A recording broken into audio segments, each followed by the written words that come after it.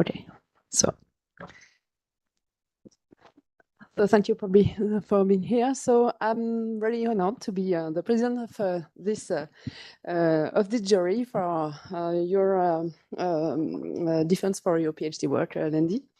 And so the jury is composed of 2 reviewers. So let's introduce Lynette Jones, who is a research scientist from MIT in USA. The second reviewer is Sriram Subramanian, who is a full professor from UCL in United Kingdom. We also welcome Sarah McIntyre, who is an assistant professor in Linköping in a university in Sweden. And the second examiner, so Mr. Orestes Giorgio from Alcrustofab, yeah, also in the United Kingdom. And we have an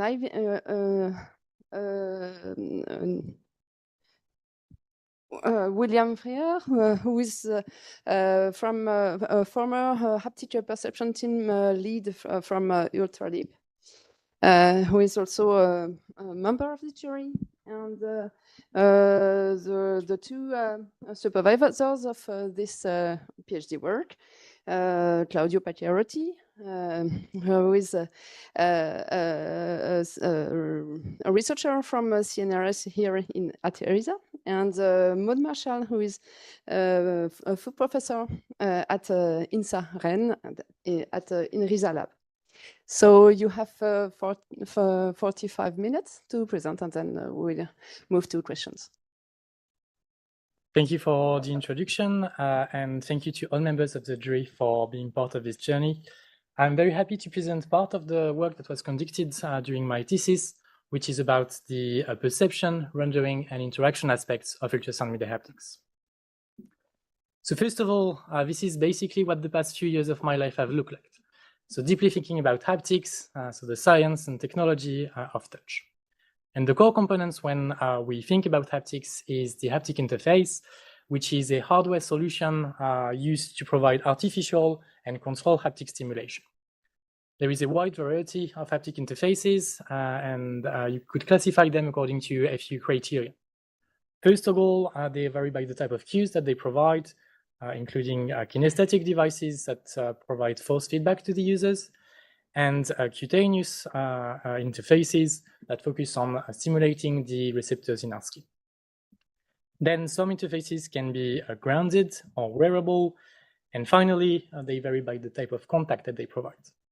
We often think of touch as being mediated by contact, but this contact could be permanent if I need to hold the interface for the whole duration of the use, or we also have encounter type devices that come in contact with interface only when we need it.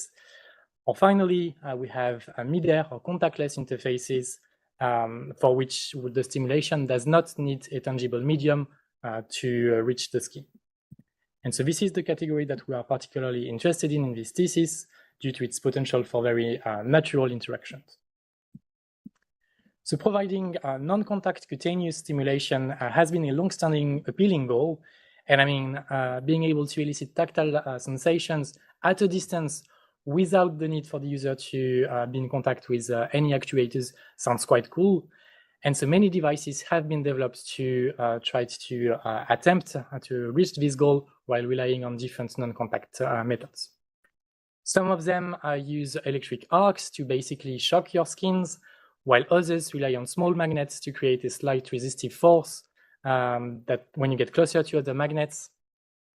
Others rely on lasers to deform surfaces that's in contact with your skin, or directly provide warm sensation by radiating a heat source. These three all rely on air to generate these sensations, but in different ways, with the first one using an air vortex to shoot some rings of air towards the user, while the second one uses focalized air jets. Finally, ultrasound media haptics rely on the interference of ultrasonic waves in order to generate very high points of pressure. And so this is the technologies that we use in the context of my thesis, as it's currently the most mature one, and it allows for fully natural interactions without the need for any wearable equipment. So these technologies have been used in many interaction scenarios to improve the overall user experience. It's been used in a wide range of interactions, first including guidance. So in this specific case, which is a work by Freeman and colleagues, they use tactile cues to guide the hand in the horizontal plane and visual cues to provide depth information. But ultrasound media haptics has also been used to improve the manipulation of virtual objects. And in this specific example, they use an holographic display to represent the virtual objects, and haptic cues to provide contact information when interacting with the objects. Then most of the existing interactions only stimulate a single hand because the usable workspace for a single interface is quite limited. And so having two hands could reduce the quality of the stimulation. There's been quite a few proofs of concept and demos for such work, but more in-depth work is required. So while I'll later discuss contributions to these specific types of interactions, ultrasound media haptics has also been used for other types of interactions, such as, for instance, typing on a media keyboard in VR. And so here, for instance, we provide contact information, key press sensations to improve the typing accuracy. Or finally, ultrasound media haptics could also have some medical and training applications. And so here, the haptics is used to render the beating of a human heart, while visual feedback is provided in augmented reality to show a visual representation of the heart. But to reach such interactive applications, we first need to understand how interactions with an user interface works. And so they often follow the interaction loop principle, which states that the user's actions are detected by the device's input sensors, and then the interaction techniques will translate these actions into changes into the remote or virtual environment. And the feedback is then computed to let the user know of what happened or to acknowledge their actions. And finally, the user perceives, the output device are tasked with the actual rendering of the feedback to create the final stimulus that the user perceives and integrates, which can lead them to take new decisions or actions, thus completing the loop. Now, in the case of an ultrasound media haptic interface, the input sensor is usually a hand tracker, which can detect the position of the different joints of the hands. And the actuators is what we usually call a phased array. And these phased arrays come in many shapes, sizes, and flavors, with the earliest one being introduced in 2008 by the University of Tokyo. But during my thesis, we mostly used this model, which was developed by Ultraleap. So this interface looks like an array of small ultrasound transducers, which are basically speakers, but for ultrasound. Then the phase of each of these transducers can be controlled independently, and by adjusting each phase correctly, you can make it so that the waves emitted from each of them will constructively interfere at a single location in space above the interface, called a focal point. This creates a point of very high acoustic pressure, which can often exceed 160 decibels in some pressure level. Then if I approach my hands to the focal point, this pressure will radiate a force that will be enough to slightly indent your skin and generate a vibration at the frequency of the carrier, which is 40 kilohertz in our case. But the peak vibrotactile sensitivity for humans is closer to around 250 hertz, which means we cannot perceive a single focal point as is, and so modulation techniques have been developed. So at first, hapticians used the amplitude modulation technique, and basically we vary the amplitude of the emitted focal points over time at a perceivable frequency, and our peripheral nervous system is detecting this modulated signal rather than the carrier signal. But this means that we are not using the full potential power output of the device since we are reducing the intensity over time. And so this leads to a relatively weak sensation at a single location, which is not great. We could also provide or generate several focal points simultaneously to cover a larger area or to represent some sort of shape or pattern, but this would split the energy output of the device across the different points, thus reducing the intensity of each of them even more.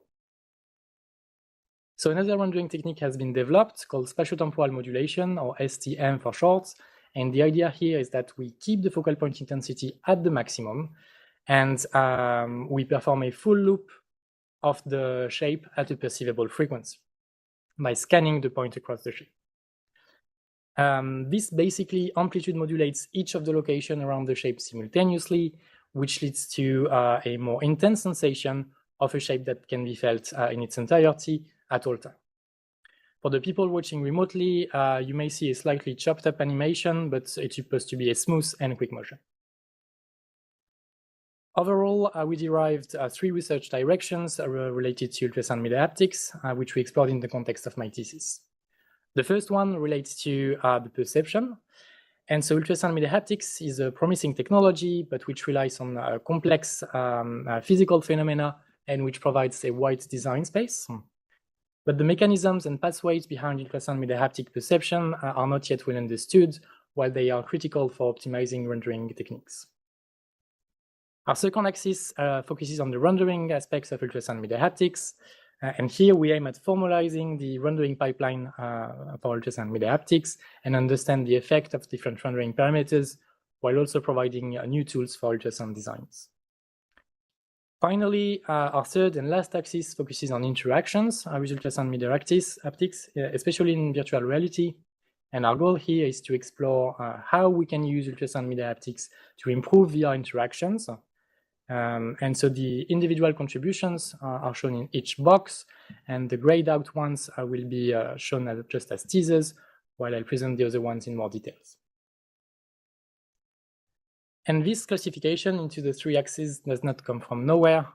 It's quite connected to the user interaction loop that we discussed just before.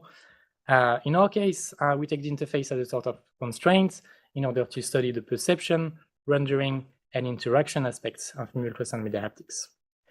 In the context of my thesis, we did not really explore the action or cognition aspects, although they would be great areas for future work. All right, so let's start with the first axis and first contribution, P1, about the perception of dynamically rendered 2D shapes. So, as a reminder, the overall goal for this axis is to improve our understanding of the human perception of ultrasound media haptic stimuli. So with P1, we follow a psychophysics approach to shape perception, and we designed a shape rendering method for ultrasound media haptics, and we evaluated it through 2 perception studies in order to validate the method. We published this work in the ACM Transactions on Applied Perception and presented it at the ACM Symposium on Applied Perception. So we are working here on the rendering of 2D shapes, and there are currently 2 main state-of-the-art methods to render them. The first one, which I presented in introduction, is spatiotemporal modulation, or STM, where we generate a focal point at full intensity and quickly scan it around the shape at a perceivable frequency. This provides a static sensation of a shape that can be felt in its entirety and is relatively intense, but feels usually quite blurry, in part due to some complex acoustic phenomena happening in the skin. On the other hand, the dynamic tactile pointer is another rendering technique that's been designed more recently, specifically to create sharp shape sensations. It's based on 2 key ideas. First, it uses a very slow motion of the focal points when scanning the shape. For reference, it can take around 2 seconds to draw an average size shape. And secondly, the focal points can also spend more time around the vertices in order to highlight them and to break the shape perception into different segments. And so this leverages a cognitive process called chunking, which states that it may be easier to split the perception of an object in different parts to then combine into an actual global information rather than trying to understand the whole stimulus from the start. And all of this indeed led to a much better sharpness than that of STM. But since we have a very slow motion of the focal point, we need to use amplitude modulation, and thus we lose the intensity that was provided by STM. So to summarize, if we want to render 2D shapes with ultrasound technologies, on one hand, we have dynamic tactile pointers that provide a sharp but weak sensation. And on the other hand, we have STM that does the opposite. It provides a strong but blurry sensation. So our contribution consists on the design of a hybrid technique that adds STM to the already existing DTP in order to increase the intensity of dynamic tactile pointers while keeping the same sharpness. And we called it spatiotemporally modulated tactile pointers, or STP for short. So how does it work? We start by splitting the shape contour into several segments of the same size, and we render each of these segments using STM instead of the old amplitude modulation. This way, we use the full amplitude, the full intensity that's provided by the interface. Then we slowly change section over time in order to keep this moving pointer effect. And we can also spend more time on the sections around the vertices to highlight them and benefit from the chunking effects that prove to be very effective for DTP. And actually, by using STM on small sections rather than on the whole shape, we need to use lower scanning speeds in order to remain within perceivable frequencies. And so this speed reduction allows us to mitigate the generations of acoustic shock waves in the skin, which may be a step towards a better sharpness. So now that we have our new rendering technique, we need to evaluate it to verify that it meets the expectations we set. That is to say, creating a strong and sharp sensation. So our first study explores the intensity aspects. And so with STP, our goal is to create a rendering technique that feels stronger than DTP. And so we used the 2 intervals forced choice protocol in order to compare the perceived intensity of the 2 methods. Results showed that STP was rated as more intense 80% of the times, which confirms our hypothesis that STP provides stronger stimulation. And so now we need to verify that it also provides sharp sensation. To do so, we conducted a second perception study where we provided the shape stimuli, and participants were asked to identify the shape and rate the perceived sharpness of the sensation. So these are the resulting confusion matrices. Basically, each cell represents the proportion of times that the participant answered a given shape when another shape was presented. And so a sharper technique would lead to higher values in the diagonal corresponding to correct identification, and lower values everywhere else. The first thing that we observed was that the average identification rate for our methods was significantly better than that of STM and on par with DTP. We also observed that the correct identification rate decreases as the amount of vertices increases. But there is a slight limitation. This vertex highlighting that we use only makes sense for shapes that have vertices to highlight. And so we can't use it to render a circle, for instance. So we implemented another variant of STP without the vertex highlighting, where each section is exactly the same as any other. And so we implemented the same version for DTP. So we ran the same protocol for this variant. And interestingly, we also observed that the dynamic stimuli tend to be interpreted as circles in case there is some sort of doubt for the participant. And finally, the rated sharpness for STP was significantly higher than that of STM and on par with DTP, which means that we fully validated our objectives of providing a rendering technique that is as sharp as DTP, but more intense.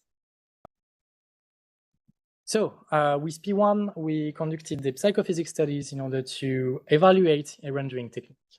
And this did give us some insights about human perception, but actually we could go a step further, and that's what we're trying to do with P2, our next contribution.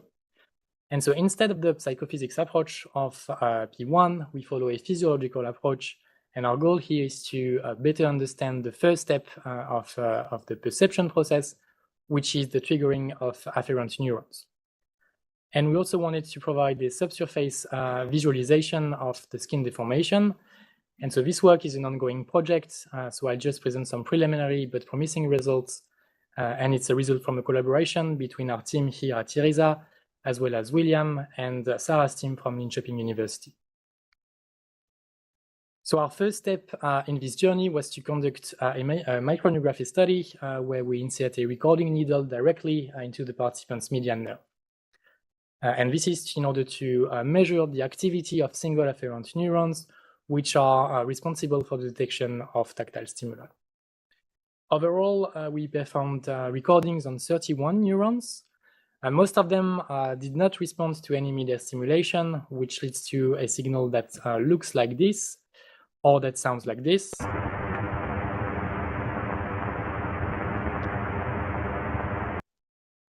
So a bunch of noise, really.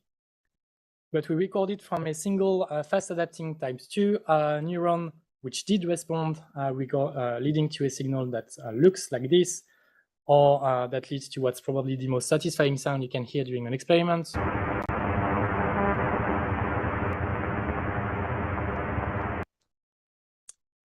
And so this could hint towards a predominance of FA2s in ultrasound media haptic perception, but would require a bit more data to be confirmed. Then we conducted a recording study to attempt to visualize the subsurface deformation of the skin in response to ultrasound media haptic stimulation. To do so, we used an optical coherence tomography system, or OCT for short. It's a system that shines light towards your skin, and this light will penetrate your skin, and then it analyzes the pattern, the interference pattern of the light that has been backscattered. This allows us to get some information about the medium at different depth levels. By default, it allows us to record a single line called A line, which corresponds to a single point on the surface going in the depth direction. Oops. Then by recording several lines next to each other, we can get a morphological image of the skin, which is a sort of slice of the skin that looks like this. And on that, we can already see some structures of the skin. And here, a brighter pixel corresponds to an area of the skin that is reflecting more light. Or instead of moving the A lines to measure a spatial variation, we could also measure the same location at different time steps to have a time variation, which leads to something that looks like this. And so here we plotted the phase variation of the light signal. And we can see that when no stimulation is provided, we have a smooth variation of this light signal. But during stimulation, we see these lines of rapid change that appear, which show us that there is some sort of deformation that appears. And we can actually link the amount of lines to the stimulation frequency. So while this is quite promising, this is also ongoing work, and so deeper analysis will be conducted.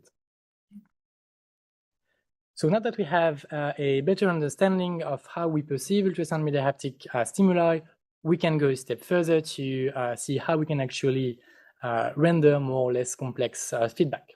And so this is the topic of our second axis, to which we provided three contributions, sorry, but I'll detail only the first two. And this is the third one. So as mentioned, our second axis aims at understanding and improving the rendering aspects and rendering methods for ultrasound media haptics. Specifically, R1 focuses on the rendering of 2D shapes and curves. And so here we provide a formalization of sampling strategies, which is the core concept behind 2D rendering. We also designed a framework to help users design and evaluate their media sensations.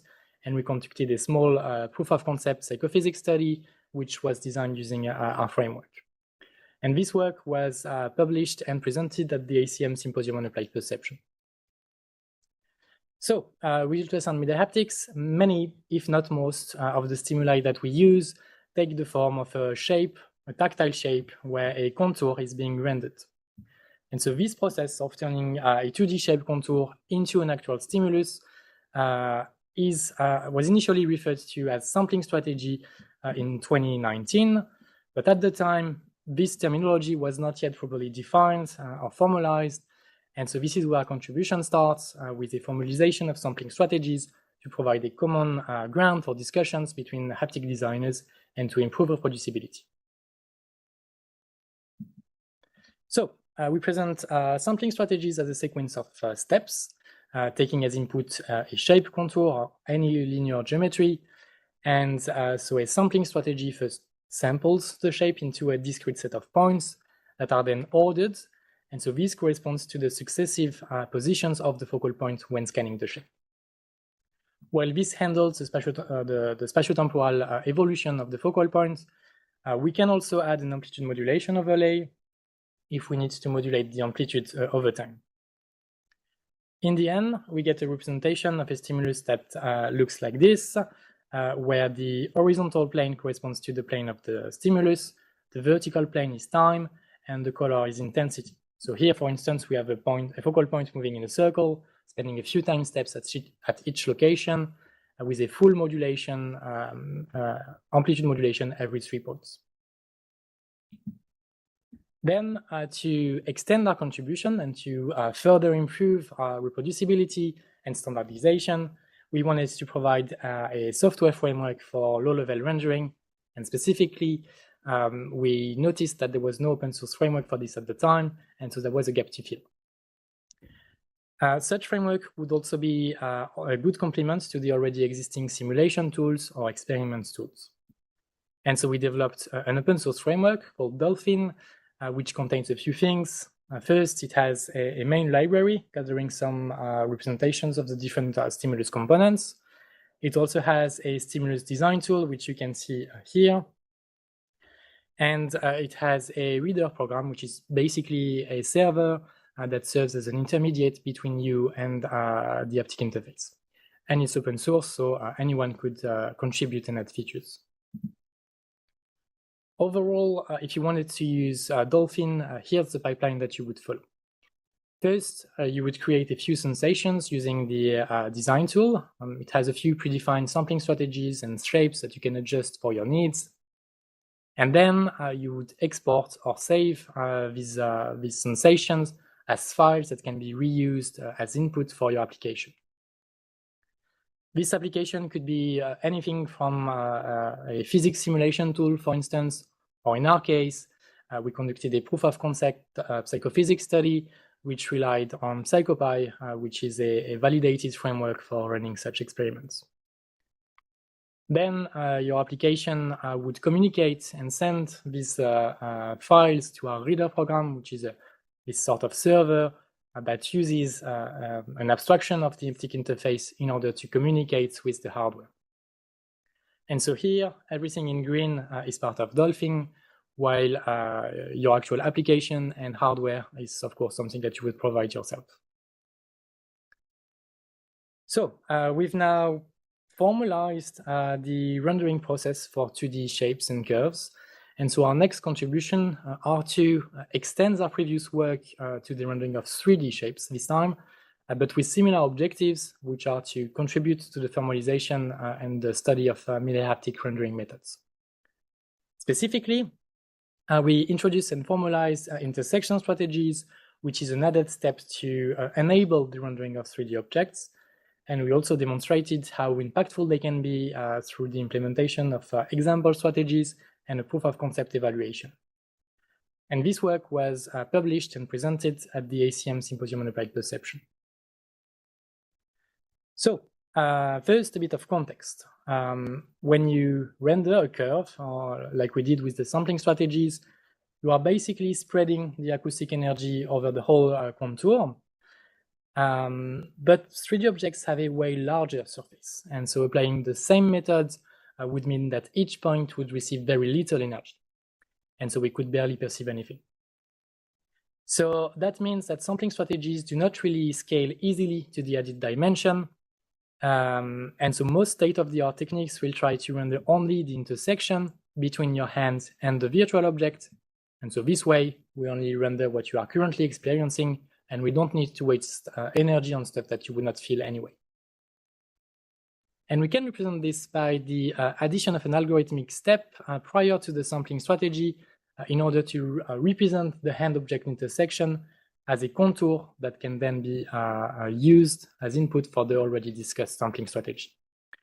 And so in this work, we focused on the formalization of this added step that we called intersection strategies, which is required for the rendering of 3D objects.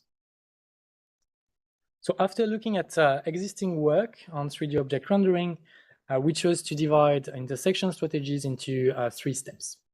We called the first one raw intersection, and it aims at computing a rough cross-section between the representations of the hand and virtual object. For instance, let's assume that you chose to represent your hand as a plane here in blue, and that you are interacting with this green cube.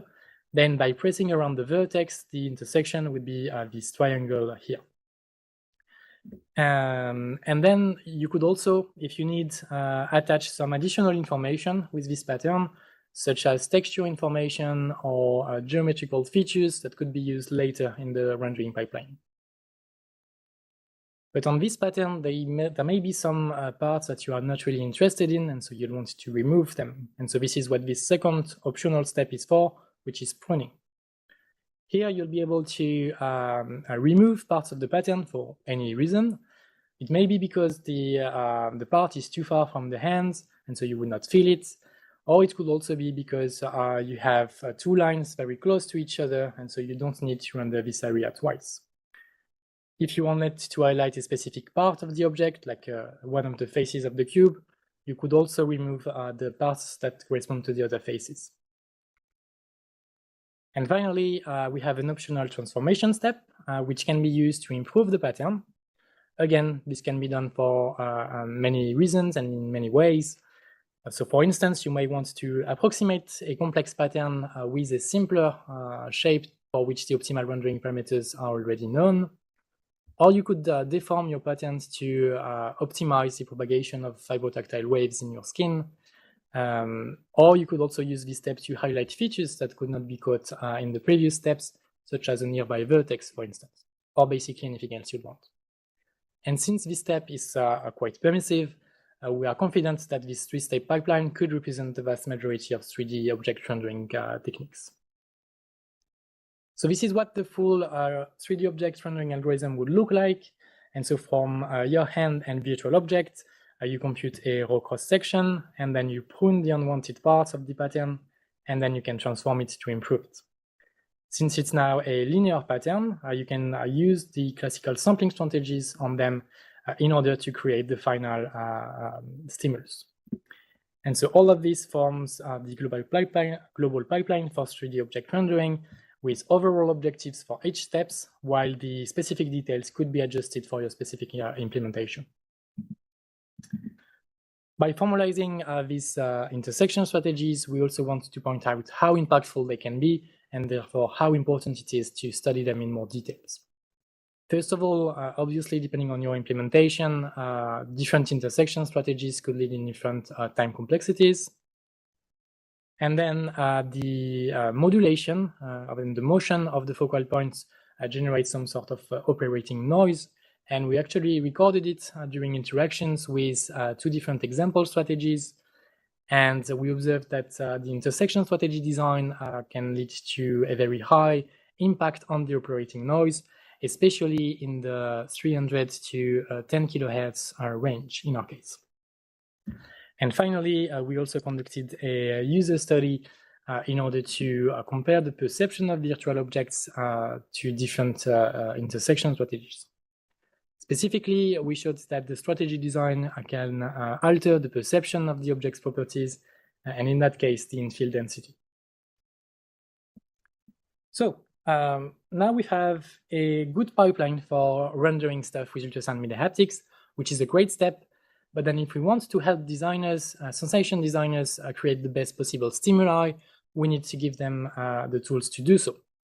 And this includes the rendering primitives, which is the base element that you use in order to create complex rendering algorithms. This is the focus of R3, where we provide physics-based rendering primitives, and we discuss how we can integrate them into more complex and global rendering techniques. This is ongoing work, so it's not yet published, but it results from a collaboration between us at IRISA and Craig Riordan from Northwestern University and Jan Wiesel from the University of California, Santa Barbara.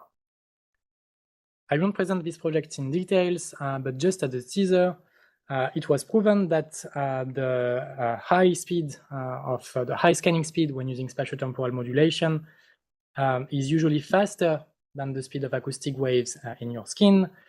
And so this leads to the generation of shear shock waves. And you can actually see the shock front here on the video. But this shock front conveys energy away from the scanning trajectory, which may not be great. And so we may want to try to gather some of this energy and reuse it to our advantage. And so we derived the family of spiral trajectories based on the equations of acoustics that allow us to focus this shock front at a specific location of our choosing.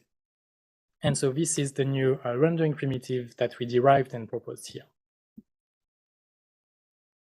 So this concludes our work on the rendering axis, and we'll now go a step further to study how we can use these ultrasound mid-haptic rendering techniques in order to improve virtual reality interactions. So in this third and last axis, we provide 3 contributions. I'll present the first one in detail, but I'll only tease the other 2. So as mentioned previously, this third axis focuses on enhancing VR interactions. And our first contribution, I1, explores the use of ultrasound mid-haptics for bimanual interactions.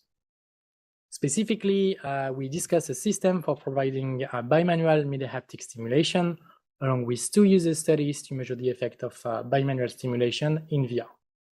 And so this work was published in IEEE Transactions on Visualization and Computer Graphics, and it was presented at IEEE VR. So bimanual manipulations are omnipresent, yet they are often understudied. And we know that they leverage different cognitive processes compared to unimanual interactions, which often leads to more precise or more efficient manipulations. But this is where we start to reach the limitations of ultrasound mid-haptics. Because basically, the workspace inside which we can generate a focal point is quite limited, and therefore not very suited for having 2 hands. So here, we propose a system and its associated coupling scheme to enable bimanual interactions. And specifically, we designed and 3D printed a custom support that can hold 2 haptic interfaces back to back, which allows us to use interactions while the 2 hands are facing each other. Then we wanted to explore how bimanual interactions or bimanual stimulation could impact performances and user experience. And so we start in the context of a precise manipulation. So here, the participant has to put their hands on both sides of a bubble and hold it for a few seconds. The bubble is designed to show some deformation when hand is in contact, but if both hands are in contact while applying too much force, the bubble will pop. In terms of haptic feedback, we provided haptic stimulation, a circle on the user's palm, and we increase the intensity as the force applied gets larger. And we ran this task with 0, 1, or 2 hands for the stimulation. Here, the no haptics condition was worse for all metrics, and when comparing bimanual and unimanual performances specifically, we observed similar performances in terms of objective performances, but also a slightly higher user preference, as well as a lower workload for the bimanual interaction. Then we wanted to explore a different type of interaction, where instead of acting upon an object we see, we merely explore an object that we cannot see, trying to understand what kind of object it is. Specifically, we place a 3D object inside this box. It's visible on the video so you can see what's going on, but it's not actually visible for the participant. Then they can insert 1 or 2 hands inside the box and explore the object. In terms of haptic feedback, we render the intersection between the user's hand and the virtual object, while also highlighting some important features such as edges and vertices. In the end, the user is tasked to identify the shape that has been rendered out of a pool of possibilities. And in this case, we observed no significant differences between unimanual and bimanual conditions in terms of identification performances, as well as workload. But we did observe a significantly higher preference for the bimanual condition, and so this is quite aligned with the results of the previous experiment, where we see that bimanual feedback results in performances that are at least on par with unimanual equivalents, but a significantly improved user experience. Then our next contribution, I2, focuses on a different type of interaction, where we aim at providing hand guidance cues this time. Specifically, we designed a few tactile feedbacks to give the users, to guide the user's hand towards a given position or orientation. And we conducted user studies to evaluate their performance in both a static and dynamic VR scenario in order to find the best feedback. This work was published in IEEE Transactions on Haptics and presented at IEEE World Haptics. So as a teaser, here's a video of the study in the dynamic environment for the orientation guidance task. And so here the user is controlling a ping pong paddle while a ball is arriving towards them, and they receive feedback to help them orient their paddle in a way that will bounce the ball towards a target location. Finally, our last contribution focuses on enhancing contact with a virtual object. And specifically, we implemented or designed a set of visual and tactile feedback techniques that could render the interpenetration with a virtual object. We also conducted a set of user studies in VR to find the best visual-haptic coupling. And so this work is not yet published, but was conducted by us at IRESA. As a teaser, in this video shows one of our studies during which participants can switch haptic feedback at will, and they are asked to rank the haptic feedbacks by order of preference, given the visual feedback that they had. And this allowed us to create a small set of visual haptic pairs that we could later evaluate in a separate study. So to summarize, this thesis provides contribution to 3 axes related to ultrasound media haptics. The first axis aims at better understanding the perception of ultrasound media haptic stimuli. Here, our first contribution focuses on the perception of 2D shapes represented through dynamic stimuli. We presented the STP, which is a new rendering method for this rendering, which improves upon the existing dynamic tactile pointers. Perception studies were conducted to show that our methods provided similar identification performances while being significantly more intense. Our second contribution is an ongoing project where we apply a physiological approach trying to better characterize the response of single afferent neurons. And so we conducted a microneurography study to record their response to a variety of midair stimulations. We also conducted OCT measurements in order to visualize the subsurface deformation of the skin in response to the acoustic radiation force applied at the surface. Our second axis then focused on formalizing and optimizing rendering techniques, with the first contribution exploring the rendering pipeline for 2D shapes and curves. And so we formalized the core concept of sampling strategies and proposed a new open source framework for designing and evaluating media stimuli. Our next contribution extends this work to 3D objects by formalizing intersection strategies, which is the added step which is required for 3D object rendering. Our studies also showed that how impactful intersection strategies can be, especially on the perceived object properties, as well as on some non-haptic features. R3 finally provides a new family of rendering primitives directly derived from acoustic theory, and we also used these primitives to generate 3D haptic rendering techniques and evaluated them. Our third and last axis then focuses on the use of ultrasound media haptics to enhance interactions in VR.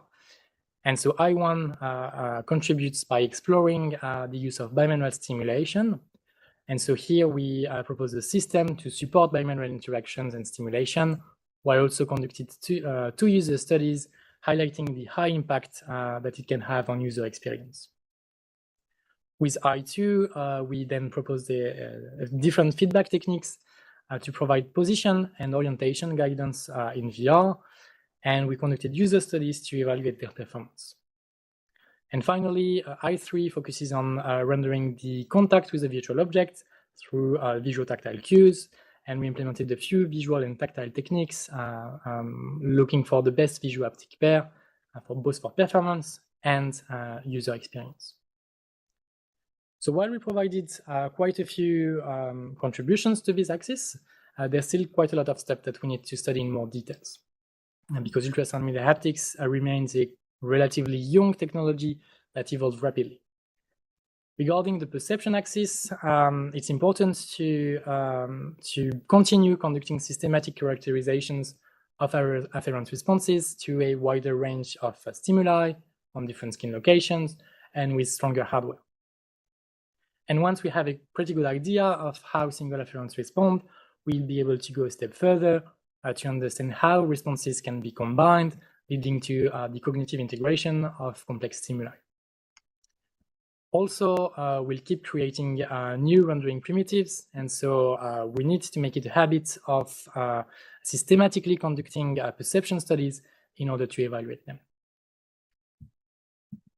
Then regarding the rendering axis, I think it's important to acknowledge that ultrasound media haptics has a very wide design space with many parameters that are interdependent. And so we need to go deeper to understand the relationships between these parameters. And we actually have another ongoing project on this topic in this direction.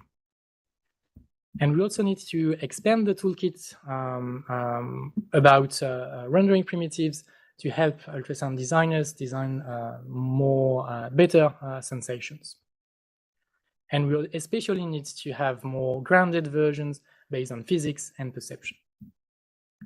For the interaction axis, we of course need to work on more types of interactions, but to do so, we need devices that support complex hand movements.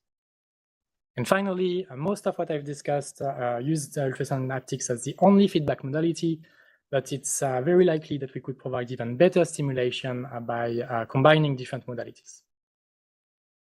Thank you very much for your attention. I would also like to thank all the scientific contributors involved in this work. They are listed here, and I'm now ready to answer the questions you may have. Thank you, Lendy. So we will start with the questions, and we'll start with Lynette, and give the floor to Lynette. Yes, so my first question relates to the perceptual tasks that you did, the shape identification, curvature discrimination, intensity discrimination. And I want to know how these specific tasks relate to how the ultrasound media haptic devices would be used. For example, are there situations in which you would be interested in presenting curvature, but not in the context of shape discrimination? So are these independent sort of perceptual channels, or is there a lot of interplay between them?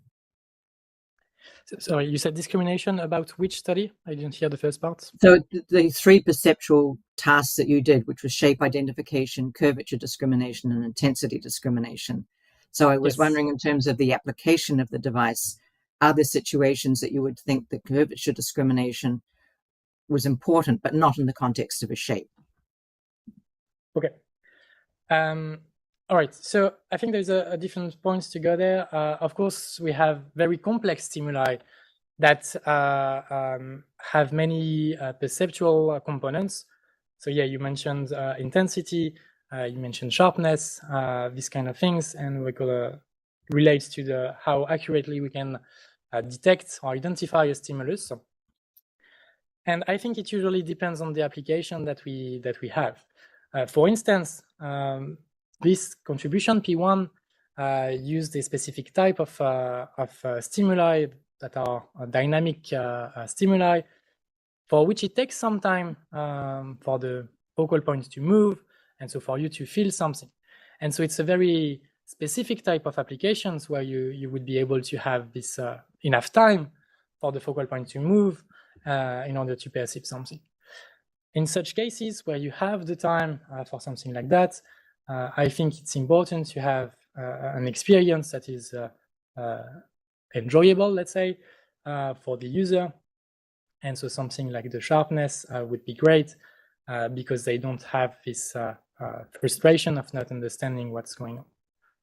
For most of the other application that I presented in my thesis, we used static sensations, basically something rendered using STM, which are way less sharp. Unfortunately, for now, it's quite a strong limitation of the technique, but we are working on trying to, let's say, overcome parts of this limitation to provide better sensation. So for now, providing good results on all the aspects remains, of course, very complicated. But by first studying each of them separately, maybe we can get to a sensation when we can then combine contributions, which is what we've done with P1. It's the combination of different results to improve rendering techniques. Okay, thank you. So now moving on to your work on microneurographic recordings, which I appreciate is a very challenging and difficult area to work in. I just wondered whether you were surprised by the fact that you only got a single FA2 afferent out of the 31 that you could identify, and was that consistent with the innervation density in the area of skin that you were recording the afferents from? So in other words, would you have expected many more FA1s as compared to FA2s in that area of skin? We were quite unlucky to find FA2s. We found one out of 31 neurons, while the innervation density is more around 10%, I think, in this skin location. So quite unlucky there. But we were not surprised that it was the only one to respond. Okay. Especially since many work have shown for amplitude modulation, for instance, that the peak sensitivity we observe is around 200 Hertz, which matches with the sensitivity of FA2s. Okay, fine. And then across the studies, there was some comments made about variability among the participants that you tested, interpretation of their interaction contours, for example, where you had the virtual hand avatar and the virtual object. Also free-form drawings were sort of informative for some people, but not others. So I'm wondering how much you need to consider the mechanical properties of the skin, people who have thickened areas, for example, on the palm of their hand. And in addition, whether training and familiarization does lead to improvements in performance of participants. Okay. For the second part about familiarization, yes, there is definitely often a strong familiarization aspect. For instance, I'm personally been working on ultrasound media optics for 5 years now. I'm way better at discriminating shapes now than I used to be at the start. Shape discrimination is overall a very complex task for ultrasound media haptics. So yes, there is an entrainment effect. The second part of your question was about the taking into account the properties of the skin. I very much agree with that. There is a difference at different levels where we could do that. One of them is taking into account first the size of the hand or things like that. And that's something that we did for R1 about in our perception study about the sampling strategies. In this project, we scaled the stimuli according to the size of the skin, because we assumed that we could use the location of the stimulus on the hand as a way to discriminate between stimuli. Another thing where taking skin information into account is very important is about what we've done with R3, about the spiral rendering. Just as an anecdote here, we run an experiment later, and we had a single participant who's doing a lot of rock climbing, and so has quite thick skin at locations. And he was quite an outlier in the perception here because we used a technique that relied on information we had on the properties of the skin, but due to his activities, he had different properties, and so that didn't match. So yes, Okay. overall, Yeah. it's very important to take into account. Then sort of moving on to your sort of second areas beyond the perceptual studies, I was just wondering how the results from the perceptual studies, the shape identification, intensity, and curvature discrimination, inform the design of the subsequent research, which was much more focused on sensory motor control of the hand. For instance, how do you provide feedback about guiding hand movements by manual manipulation, contact information? So were they completely independent, or was there something in those first sets of experiments that you did that led you to present certain cues? My answer is that it depends on which one. Some of the interaction studies were actually conducted before the perception studies, so I didn't have the results for them. And so the design was more based on state-of-the-art techniques. We mostly rely on the 2 papers I have in mind, which states that the focal speed, the scanning speed of the focal point seems to have a very high impact on perceived properties, as well as attempting to somewhat match the sensitivity of FA2s. But one of the example where we did that is with which one is it? Sorry, P1 here with the STP. In that case, we want to improve the sharpness, and we hypothesized based on some existing work that the issue with sharpness is due to these acoustic shock waves in your skin.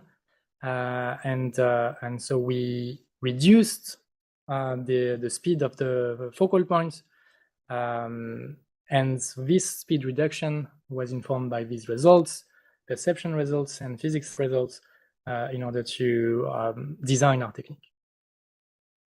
Okay, thank you. And then moving on to the performance of the UltraLeap device that you used, if you were comparing the findings, rendering techniques that you developed in your research, how specific would they be to the device as compared to a different ultrasound mid-air haptic device that had different transducer sizes, array dimensions, output pressure, etc.? Yeah.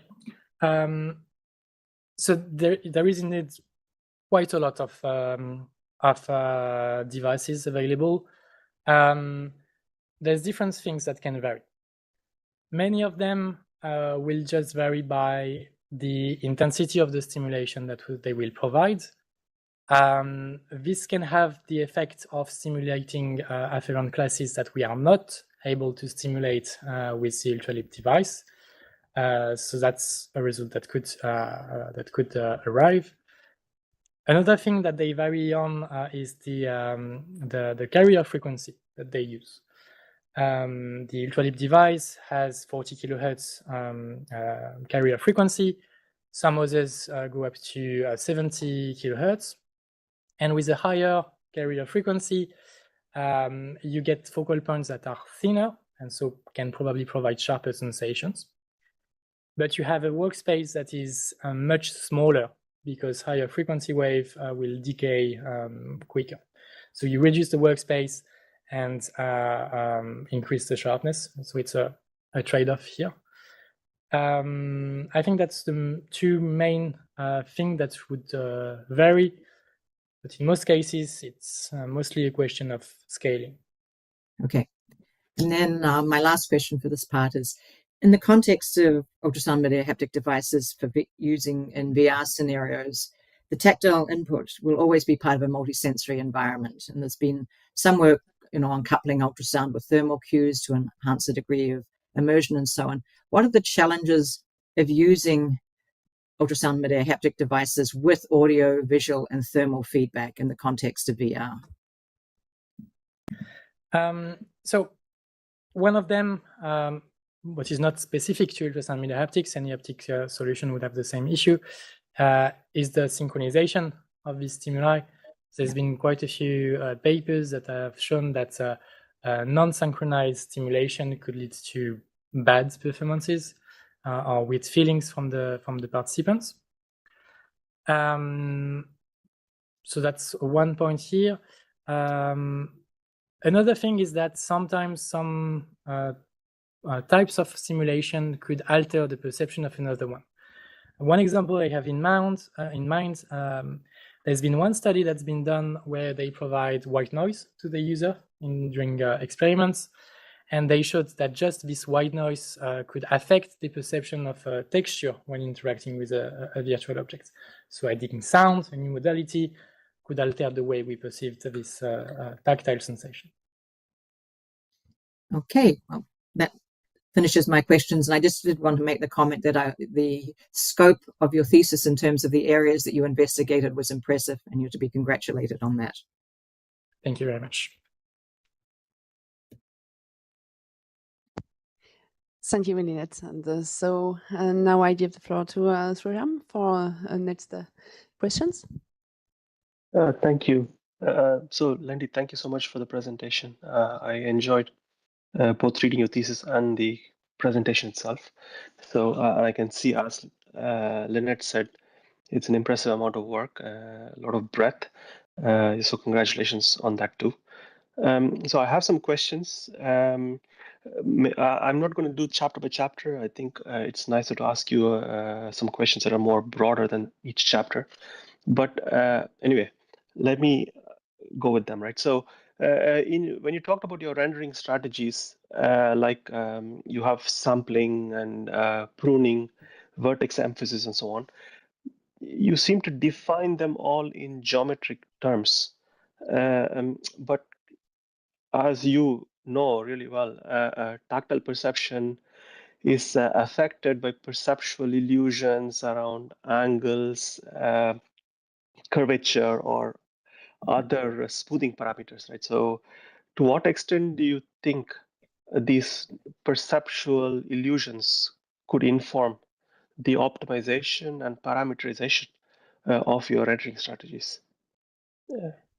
So thank you very much. I think there is two things to differentiate. When we discussed sampling strategies or intersection strategies, we have a goal of providing a formalization. So that is to say, a way of presenting and of discussing these techniques. You're right that we chose a geometry-based approach for this, which was mostly because in the literature that we read, we saw most of the work of the stimuli being rendered about trying to render some sort of shape in the broad sense. But then that doesn't mean that geometry is the only factor here. And we could have a very perception-based approach, trying to study the impact of some specific perceptual process quantity, but still present it through this prism, which is the intersection strategy or sampling strategy design. So yeah, for me, this is the answer that we have. Of course, there is a very high impact of other parameters, but what we are trying to do with these two contributions is more to set a common way of discussing our studies in a way that can help us discuss together. But if I can continue, so do you see opportunities where the pipeline you develop could incorporate those perceptual models to produce more accurate or efficient renderings? Yeah. One thing we could do about that, if we go to R1 here, we developed a tool for, in our case, it was mostly for the design of a stimuli.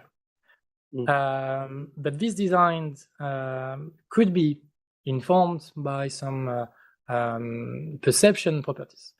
And so by combining our framework with some simulation tools for perception could help us get more information. And this is why I presented this here, where we can interface our framework with different tools, such as perception simulation. An example of a time where we did this in the contribution P2. So the discussion I'm about to say was not included in the manuscript, but it's something that we did in our collaboration with Sarah and William, where we used a touch sim, which is a perception simulation tool to try to get information about what kind of afferents could respond, and which helped us choose the sensations we would use during the experiments. So yes, basically my answer is that there are some perception simulation tools that do a great work. If we could adapt to ultrasound media haptics would be great. And by interfacing that with our methods and our frameworks, we could get better and more informed rendering techniques. Okay, interesting. Yeah, thank you. So just on the same line, right? So you had this spiral-based rendering, but you also showed this nice shockwave propagation in the skin. So given that shockwave dynamics can alter the intensity and the contour of sharpness, again, do you think that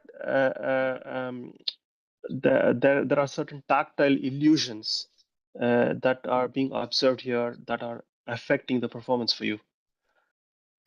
Yeah, something very interesting that we found with this project.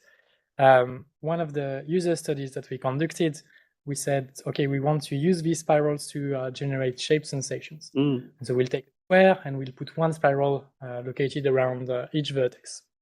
And we studied how participants were able to discriminate between these shapes. But the actual path of the focal point is weird. It's a set of spirals. It's not a square at all. And yet we obtained performances, identification performances, that were at least as good as normal STM, where we do render a square. So there is very likely some sort of illusion or something like that at play here, because we are rendering something that doesn't look at all what is perceived. Although in that case it was the intended goal. Yeah, okay, interesting. Yeah, I would love to dig deeper into this, maybe at another day over a beer somewhere. But let me carry on, right? So we both, Lynette and I, both noted that your thesis spans a range of topics from perception, rendering, and VR interactions. So that's impressive breadth. Is there like a conceptual dart or line that connects these three axes, right? So I guess I'm asking, how do the findings from the perceptual experiments inform the rendering strategies, and how the rendering constraints in turn shape your interaction design? I know you said it's not chronological, the chapter presentations, even though it's presented in that way, but even if it's not somehow chronological, they've led to each other somehow. So it would be nice to understand what is that coherent thought that's gone through your evolution here. Okay. So basically, I see the VR interaction aspect as almost an application of ultrasound media haptics. There is some more complex science about it, but we can simplify that by saying that's the application, that's the end goal that we want to reach, having very natural interactions. So that's the end goal. And so how do we get there? To have these natural interactions, we need to render something. with ultrasound media haptics. So how do we render stuff? That's the second axis, the rendering axis, which tries to say, okay, this is how ultrasound haptic rendering works. This is how we can do it. These are the tools at our disposal for rendering stuff. Then, how do we choose the stuff that we use to render? And so this is where the first axis comes in, the perception axis, which tells us, okay, you change this parameter like this. This is the effect that it will have. You change this other parameter, it will improve this, but make this worse. And so that's the narrative, let's say, behind this. Okay, yeah, I see. So you started with the VR exploration and design. That's really where you wanted to, so to speak, play, but you found it harder without going through the other sections. Is that fair? In terms of goals, yes. The end goal is the interaction, and so we need to study stuff to allow us to get there. Yeah, so what prompted you to go further away from that? So VR rather than try to find, like Lynette was saying, like multisensory explorations and so on. To maybe that would have also been another approach. Honestly, opportunities. Okay. I've had the chance of working with people specialized in these topics. So this includes our R3 here about the biomechanics, or P2 about the afferent perception. I was also very interested in the lower level perception and rendering aspects, and so I wanted to personally dig deeper, and so that's why I went to these, let's say, lower levels scopes. I see. Okay, yeah, I understand. Yeah. So in many of your studies, right? So you use repeated measure designs, which large numbers of within subject trials. And I was a bit puzzled with your degrees of freedom in the ANOVA that you report. So can you explain your choice of analysis method and how you ensured that assumptions about independence or repeated measures were satisfied? Because I felt like every trial was treated as independent, even though I would have expected all trials from the same participant to be dependent, not independent. So can you explain a bit more about your analysis method and how perhaps violations of some of the assumptions of independence or repeated measure might affect the interpretation of your findings? Yeah, that's a very good question. I think indeed on parts of the work, this may have been a mistake or a suboptimal statistical analysis. One thing we can see to potentially justify this is to try to see if there is if people get better after a few trials. If not, it's an argument to say that these trials could be independent.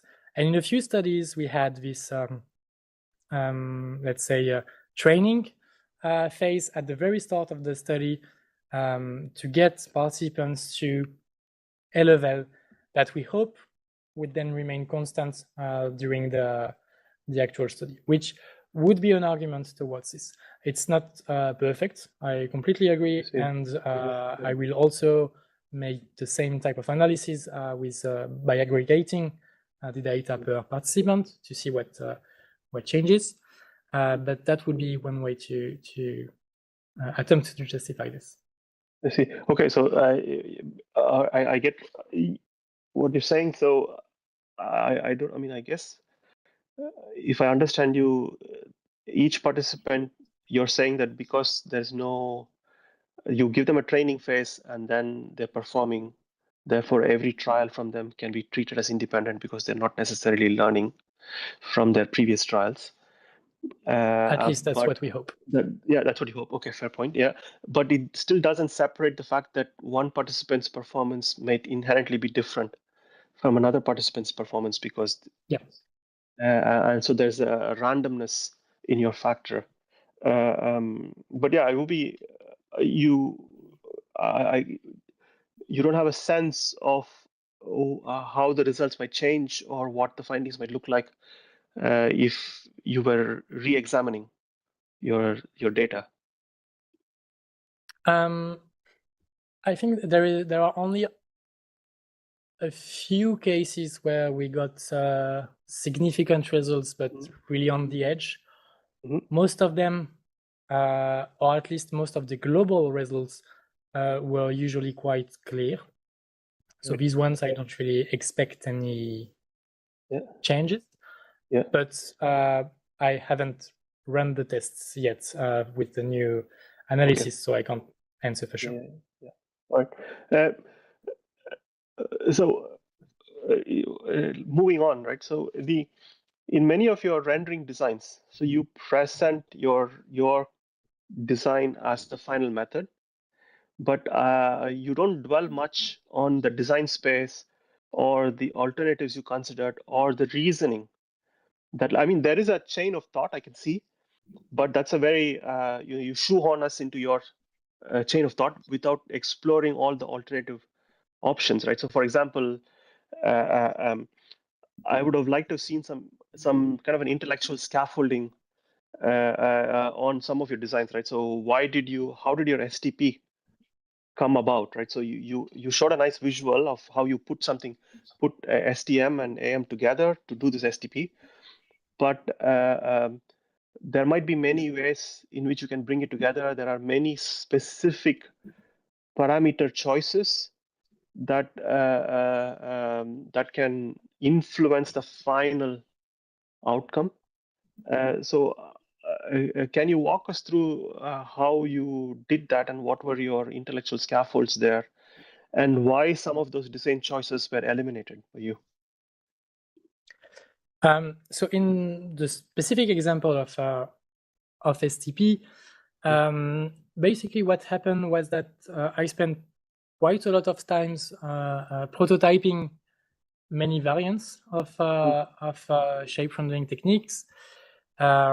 We tested them through empirical testing within just a small group, me and a few close colleagues, to basically see what works and what doesn't.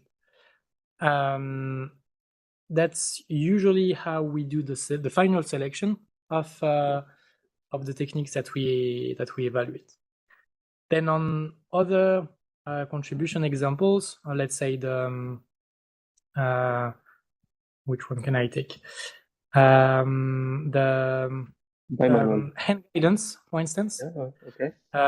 We had a few different techniques that were derived, both for position and for orientation. Here I have a slide.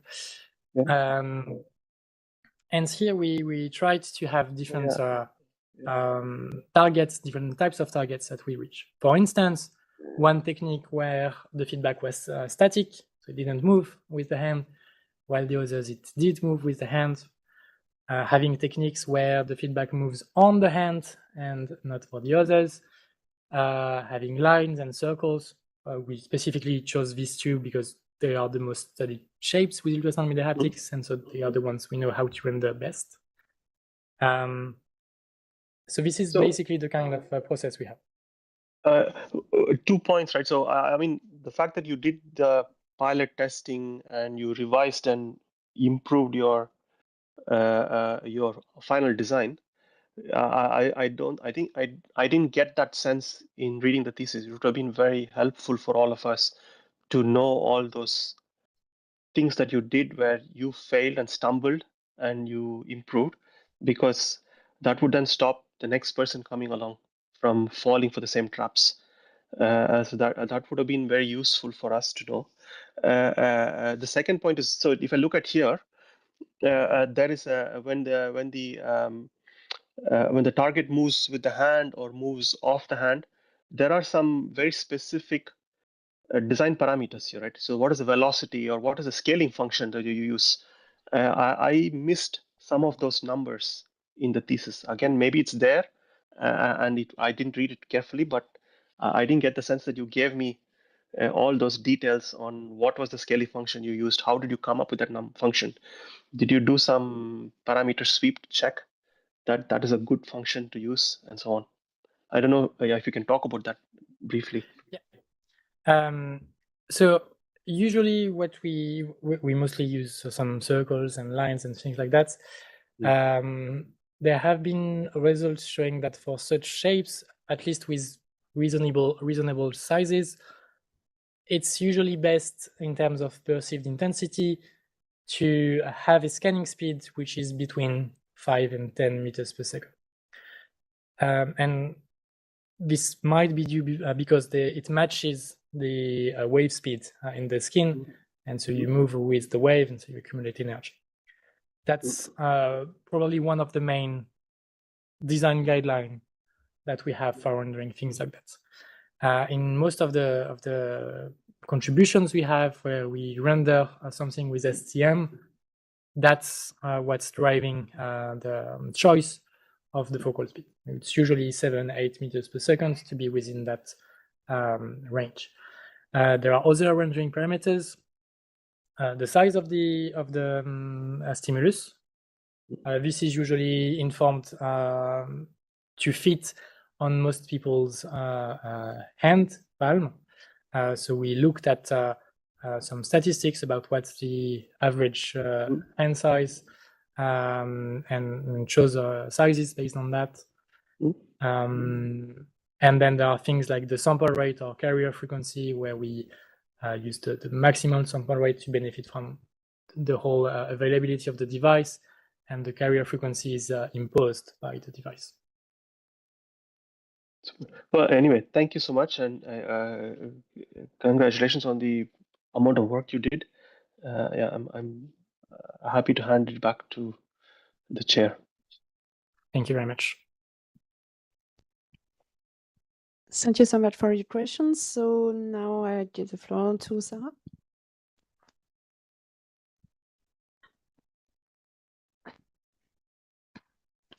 Okay, thank you, Lendy, for that very informative presentation and the thesis as well.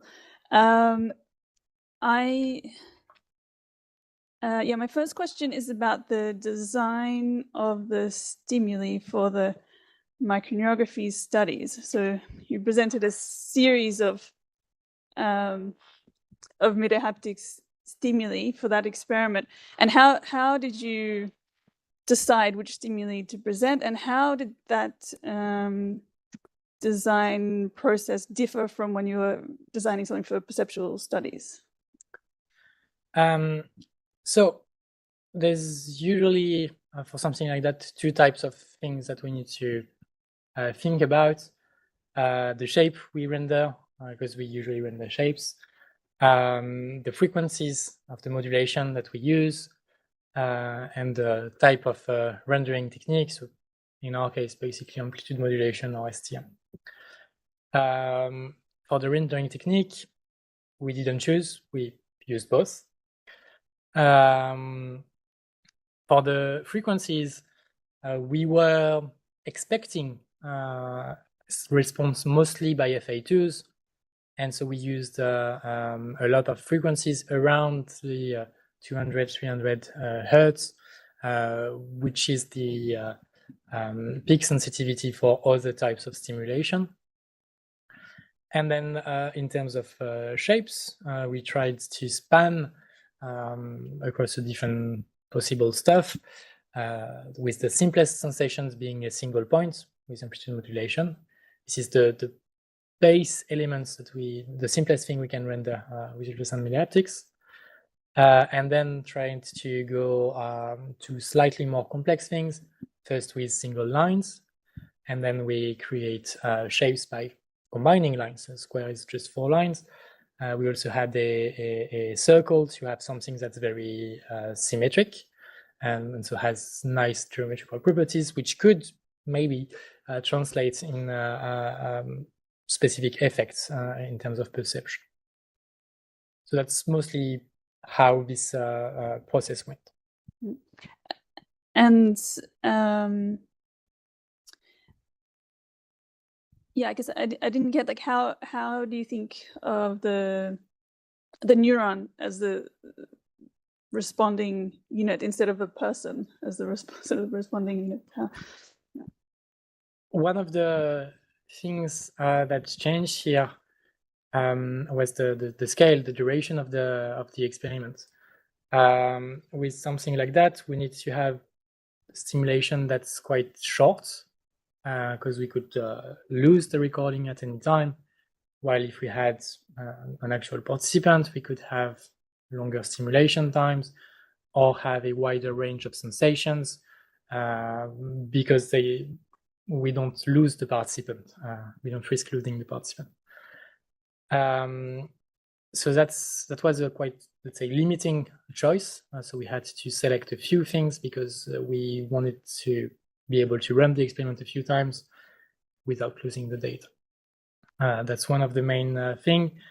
Another thing that changed for this experiment, the duration here of the stimulation was, I think, 200 milliseconds, which is enough to trigger the afferent unit. But for a, let's say, psychophysics study, it's very, very short to actually perceive or understand what's going on. Here, people don't need to understand what's going on. It just needs to trigger the one single afferent neurons. And why? What do we gain by doing these neurophysiology experiments? Do you anticipate that the results of this would help inform future design of the stimuli, or is it more only the other way around, that we can use the stimulus to help understand the neurons? Or yeah, how do you feel about that? I'm mostly doing it in the way where we use the results about the afferent response to improve the generation of rendering techniques. But yeah, it's true that it may go both ways. One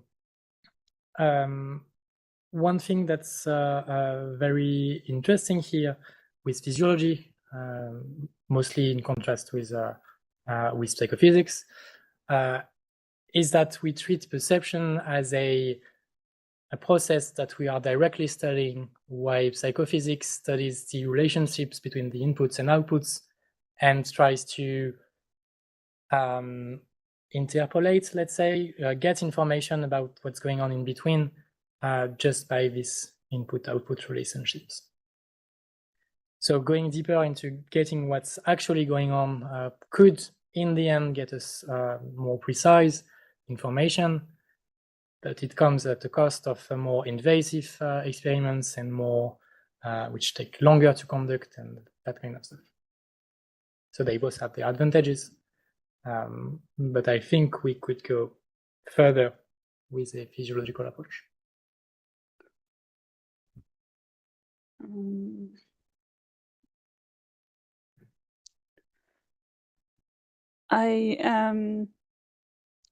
So with the FA2, this one particular mechanoreceptor neuron that responded to the stimulation, and with all the other units that didn't respond. So this class of mechanoreceptor has these particular properties, that it's like very low threshold. It's very, very sensitive compared to the others, and it's has a very high temporal resolution, in the sense that it can entrain to vibration thresholds, and classical studies have shown this, but that the receptive fields are quite large and the spatial resolution is quite poor. And now thinking about spatiotemporal modulation, do you think that you could use the temporal precision of the FA2s to have some kind of trade-off with the poor spatial resolution. Yeah. I think that there's something very interesting in what you mentioned. FA2s are not great for localizing stuff. Yet the main thing we do with ultrasound media haptics is to render shapes that are localized patterns. And somehow it works, which is in a way very surprising. These are not really the main receptors we use to perceive shapes usually. And it's a very uncommon type of stimulation. We're not used to having this type of stimulation in everyday interactions. So there's something going on, and we need to understand what. We are not there yet. But yes, this temporal, this spatial representation and this low threshold allow us to get easy is an exaggeration, but let's say easy activation of receptors. Then if we could target specific ones, maybe we could get better sensations. The whole project R3, where we discussed the shockwave effects, has also this idea that we are spreading energy far away from our location, which is again a proof of an argument towards this. We have stuff that spreads out a lot, receptors that are not great for localizing stuff, and yet it works.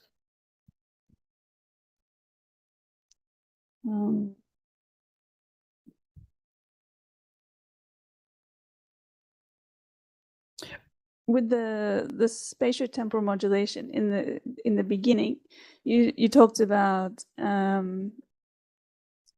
how you moved this at the scanning at a perceivable frequency. Mm-hmm. So I guess this depends on the spatial extent as well, like maybe the perceivable velocity, or maybe there's something I'm misunderstanding about this. So I'm wondering about how you can, can you do this at faster than perceivable frequency and you still get the sensation, or and could you use the modulation different modulation frequencies and still have something perceivable just by moving around in space in the right way? In the 5 years that I've been doing that, I've changed quite a lot the way I approach the rendering.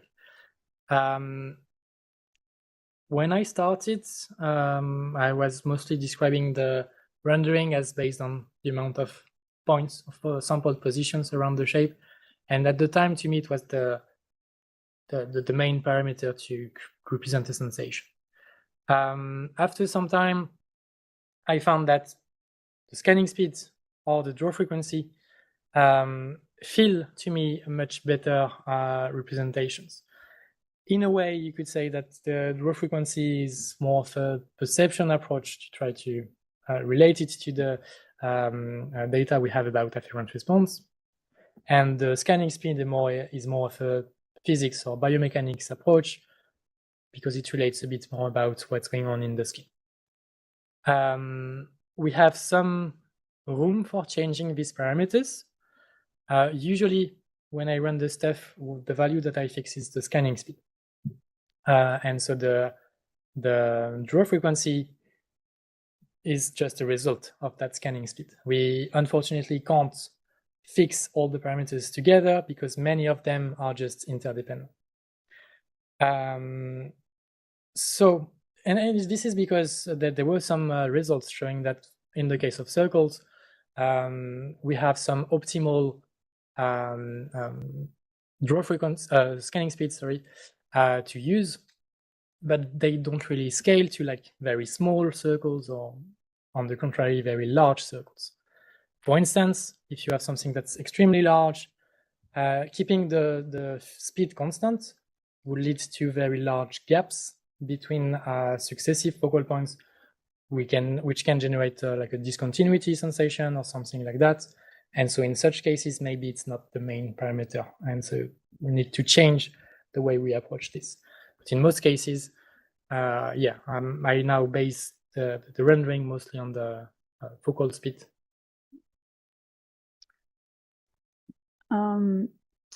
And with something like the spiral-based rendering, the technique that you started to develop at the end, or talked about at the end, did you? I know, for example, that in Jan Wessel's lab, they're using this LDV measurements of the skin. And how do you think, how does that compare to the OCT skin imaging technique, and which of those do you think was more useful for midair haptics? So first, the work that is presented here is a continuation, an extension of another paper that they published a few years ago, which presented this shockwave effect. And so we want to go a step further to use it with this project. What they did in their previous paper was they used the LDV to try to assess whether these shockwaves that they observed through simulation actually existed in rendering on first on some phantom skin and then on an actual person. The thing is, these shockwaves are, at least in theory, happening also in depth. They are moving in depth, and the LDV is only measuring the surface wave, at least from my understanding. With the OCT, we can see what's going on underneath the skin, at least up to a few millimeters. And there is a possibility that since the skin has a very complex complex medium, maybe the theory that they used and verified on the surface does not work anymore underneath the skin. I don't know. That's something we need to check, and that's why such tools like OCT could be very useful for that. And also because in the end, we need to stimulate afferents which are not at the surface of the skin, but they are deeper. And so seeing how they get there could also be useful. Okay, thank you. That's all. Okay, thank you. So it's Orestes to ask some questions.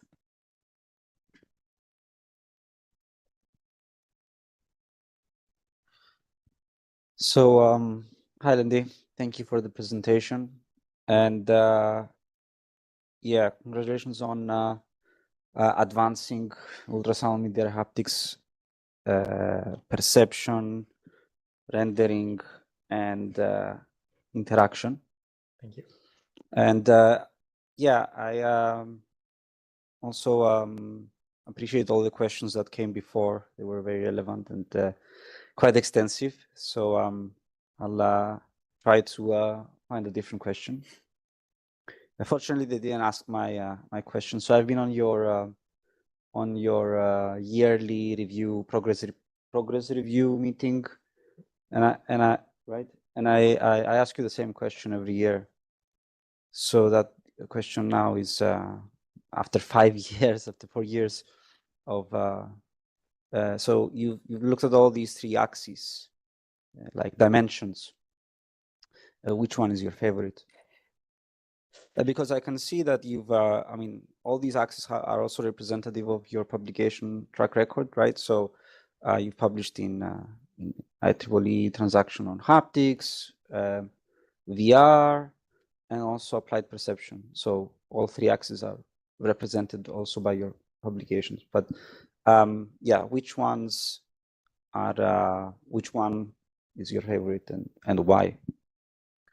So I'd say that when starting my my PhD, I was mostly interested in the rendering aspect, With time, I got a bit angry with the interactions because it's usually a lot of technical issues that just mean that work takes a lot more time than it should.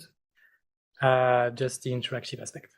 So at first was mostly on the rendering, but I've always wanted to dig a bit deeper about the perception, but didn't really have the opportunity at the time. But I've kept that in mind for a while until I was able to work on this project. So this one was something we've done with Thomas at the time. This one, William introduced me to Sarah a bit later, and we've created this project. And there's also another ongoing project that's not included in my manuscript, but that I've done more recently with an intern on the psychophysics as well. And the more I've done perception, the more I've grown to like it. And I at least want to go further in this direction to get more expertise there, because I think it's important to have this good overview of everything before I can actually choose this is the direction I'm going to go. So I'd say at first rendering, now a bit more perception. Okay, so thank you for your answer. So then jumping to your final slide where you have your perspectives and you list a bunch of like open questions and next steps. So can you reflect on what you just said and expand on your perspectives, the ones that you are most interested in? So in that case, the ones I'm most interested in would be these ones specifically. About that part, especially with P2, we have an ongoing project, and we are actually already conducting studies in this area. We have an ongoing experiment where we try to extend this to different skin location on hairy skin in that case. With actually some breaking news 3 hours ago, I received a message from Sarah's lab saying that we got response from a C-tactile afferent, which was great news. And we could then extend this to different devices. We have tried to adapt protocols to stimulate these different kinds of afferents. But there is a lot of stuff that we could do that I love to do at some point. The second one, I think it's too soon for now. We need to better understand the first one before we can do this properly.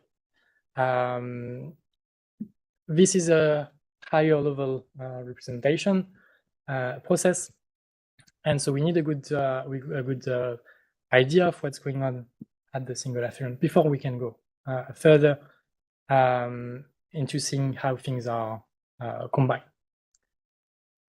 For the third one here, we also have an ongoing project here. We've looked at many of the stimuli and their perception in terms of intensities, in terms of geometry, sharpness, that kind of stuff. But they are often combined, and the perception of one could impact the other.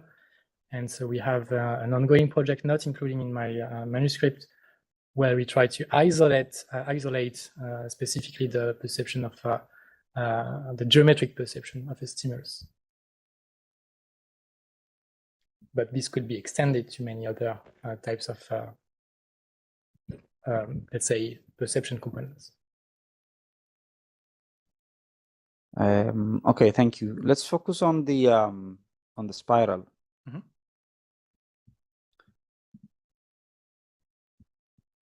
So, did you identify some kind of geodesic, shortest path, or some what do you call it, canonical representation of your of the spiral that you could use for the parameterization there? Can you make it bigger? Can you spiral faster? How does that depend on your scanning, sampling, velocity, frequency, etc.? Is there something that is constant or preserved?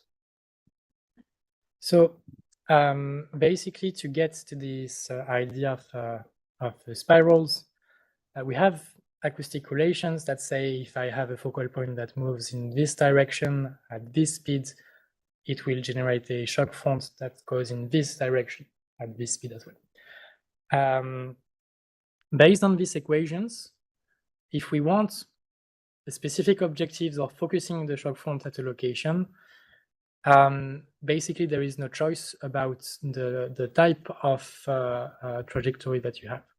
If you start from these equations and add constraints saying that we want the shockwave emitted from all locations to arrive here at the same time, you get in the end to the equations of a logarithmic spiral.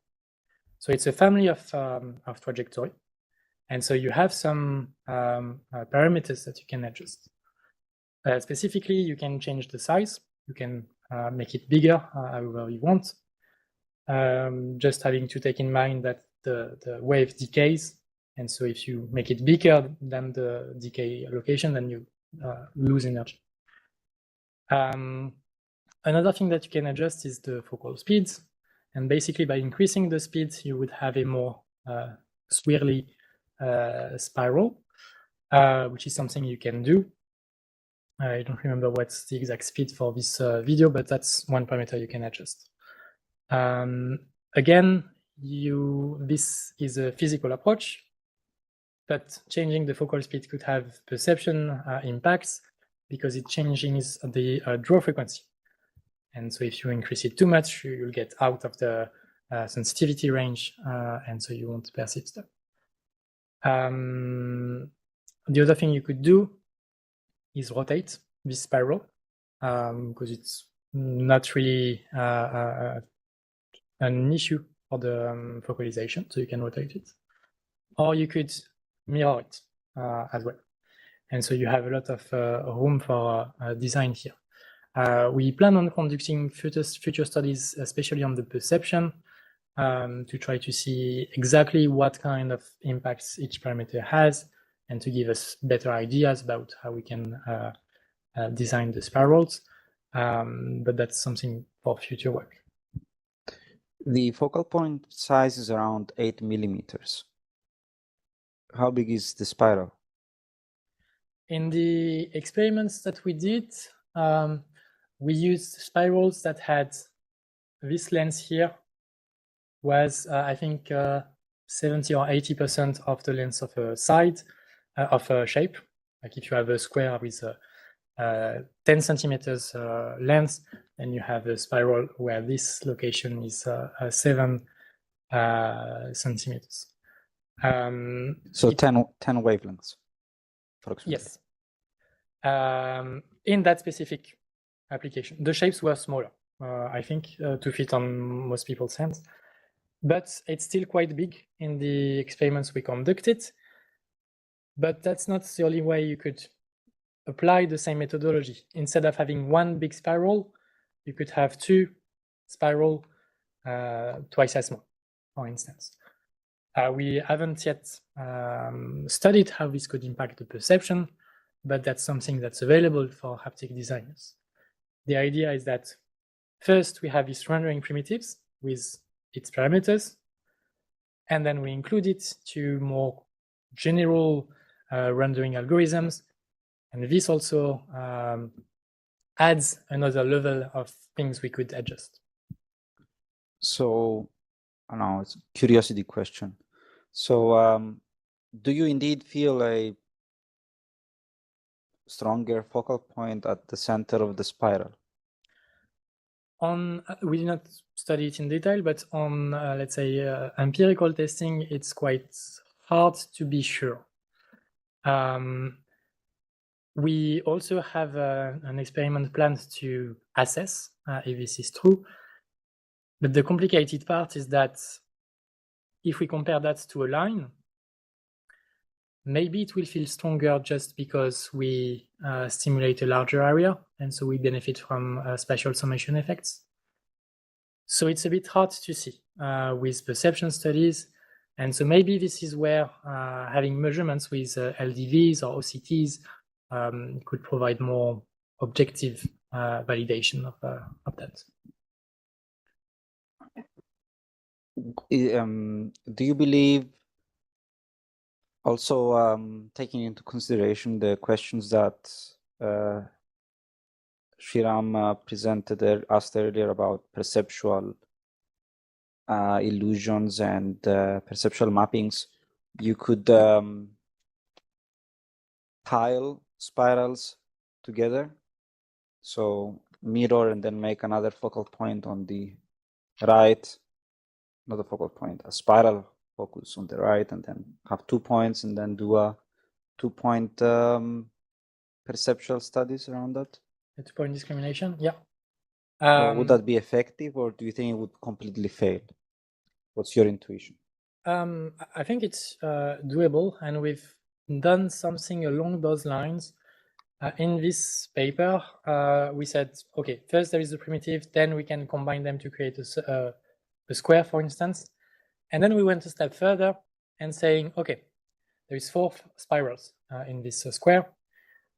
We'll take one and we'll spend more times, like we'll render the first one, second one, third one, and then we'll render the 4th one, let's say 5 times instead of 1. Try to highlight them and see if that changes how people perceive it. And so if they can locate something out of this complex pattern of stimulation. And this did provide some promising results where we have significantly above chance identification. But this came at the cost of reducing the perceived intensity on the spirals that were rendered less often. So again, probably have a trade-off between precision and the quality of the stimulation. Okay, thank you. Final question from my side. You introduced a variety of other media haptic technologies, not just the ultrasound media haptic technology. And yeah, here we are. So do you think that you could, in a parallel universe, do the same 3-axis study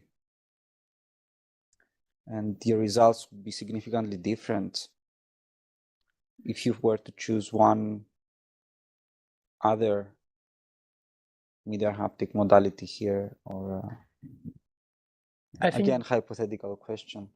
Yeah. I think there is, for some of them, quite a lot of things that vary. For instance, if we look at heat, heat tends to propagate very far away. So it's usually way more localized than ultrasound. On the contrary, the electric arc is way more localized than the ultrasound. But it has a way smaller workspace because you need to be very close to the device so that the electric arc can be formed. And then there are some other media technologies that felt less suited for things like ours, like this one or this one, where we actually have something on your skin. Here it's a magnet, here it's a layer of some sort of fabric. And so it's if you want to have natural interactions while having something on your hand, it doesn't necessarily work. You have something, and so it will change at least a bit how you move your hand or interact. And so you lose part of the natural aspect of the interaction.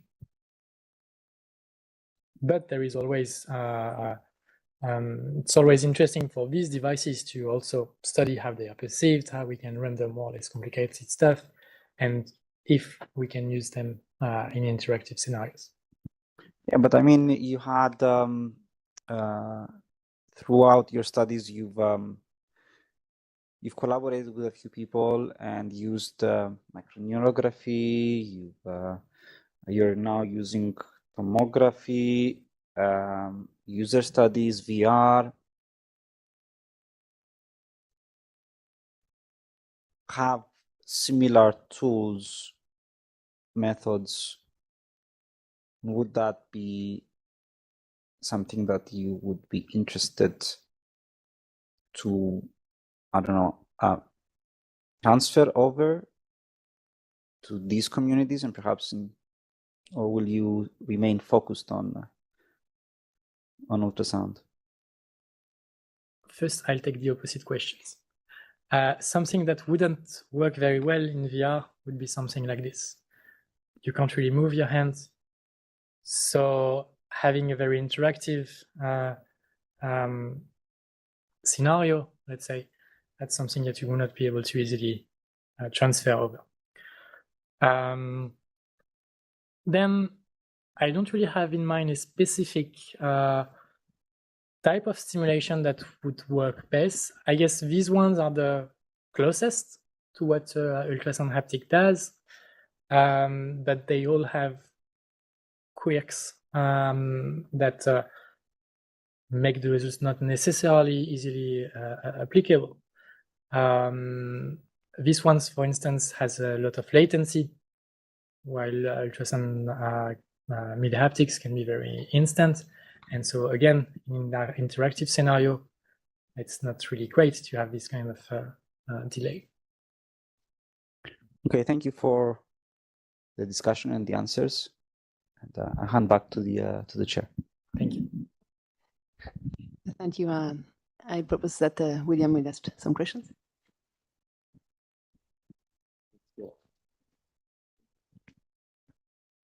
Thank you, Lendy, for the presentation. I had the opportunity to work with you on and off on some of those projects, but yet presentation and the thesis itself were interesting. So thank you for that. Thank you. I got a few questions. Being last, I hope I don't overlap too much with previous question, but I'll do my best. So going back to the spirals, Doris was talking about, I think is very dependent on skin properties, a bit like you discussed with Lynette. Therefore, I was wondering if you had any idea on how you can generalize that to a wide variety of users, and how you will go about developing a system that somewhat know how to adapt the strategy to different users. I think it depends on the tool that you have. If you have you got infinite budget, then I'll buy an LDV to measure the speed of the waves when I have a participant, and this wave speed is one of the parameters to generate these spirals. So for instance, for focusing, we need to have the assumed wave speed that at least somewhat matches the actual wave speed in the participant skin. We've shown through simulation that we have some room for error. It still mostly works if we have some error. I don't remember the exact percentage of error, but it was okay. But that's one way of adapting to the participant. Another thing, here we derived these equations by assuming that the waves propagate in a plane. Your hand is not a plane. So there may be things that change here. And so having some sort of tool that's able to create a 3D model of your hand and get the specific properties at different locations would be something very useful. Then you need to have the software version to account for that. And I think that's where technology is great, but if you don't have the methods, it's hard to use it. And I think that's where it gets a lot harder, at least if we want to continue in this direction where we have analytically derived stimulation. You could simulate, vary the parameters, find the one that works best. But at least with computing performances of today, this doesn't work. To get this simulation, it took me something around 20 minutes of simulation of processing power on this computer. So doing that in real time is not something we can do yet. Yeah, so there is a complexity of difference between participants, difference within participants, and then like the apparatus you're describing to measure the differences seems quite cumbersome. Yeah. Okay, so not something practical we're gonna see in the near future. For now, I think. Okay. Unfortunately. Well, in your ongoing projects, you talk about measuring afferent activation. So you said that you got FA2 working. You say now you go moving onto different skin patches, and you find like earlier today that CT can be stimulated. But you also pointed that this was done with a given device, which is not, well, which has a set size and a set capability. So when you're done with a study, and when you've characterized like, okay, I've got my N mechanoreceptors types, and I've got a few of them that can be stimulated, a few of them that cannot be stimulated, how are you gonna leverage that information for your other perception or interaction technique and so on? And I guess going a bit further than that, is it like a limitation of touch system, or is it a limitation of the device, and therefore like not only about the application perception, how you will adapt the device? So you mean using the results to create devices? Either result devices or change somewhat your rendering technique. Okay. So about the changing rendering technique parts, we have a few, quite a variety of different stimuli, different shapes, different modulation frequencies, different sizes, that kind of stuff. And we'll be able to see which one works best, which one creates the most response from the afferent. Then, based on that, we can adjust the rendering parameters to match a specific level of intensity, for instance.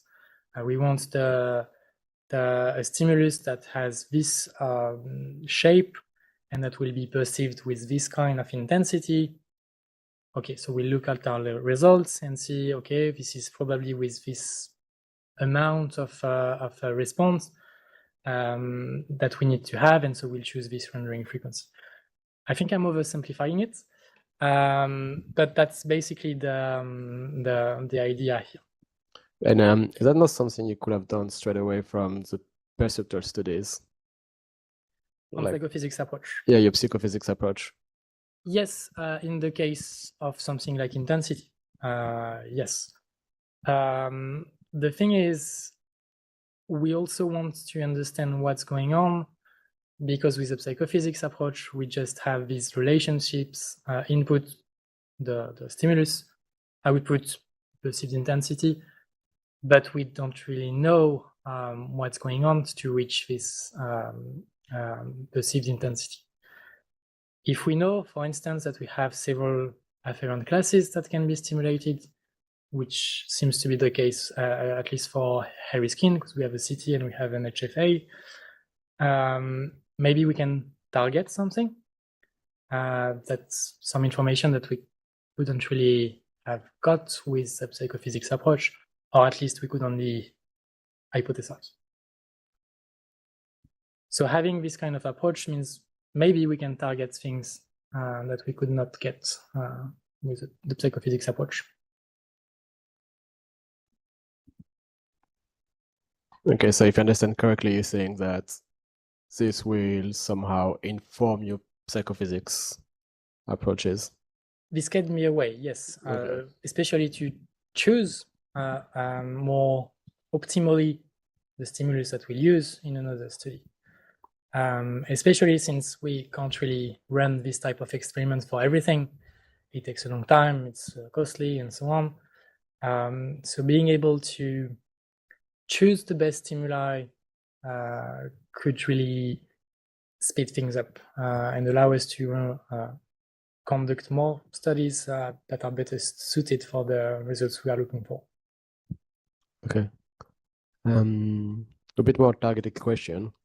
When you present the OCT results, you discussed about using the phase difference of your signal.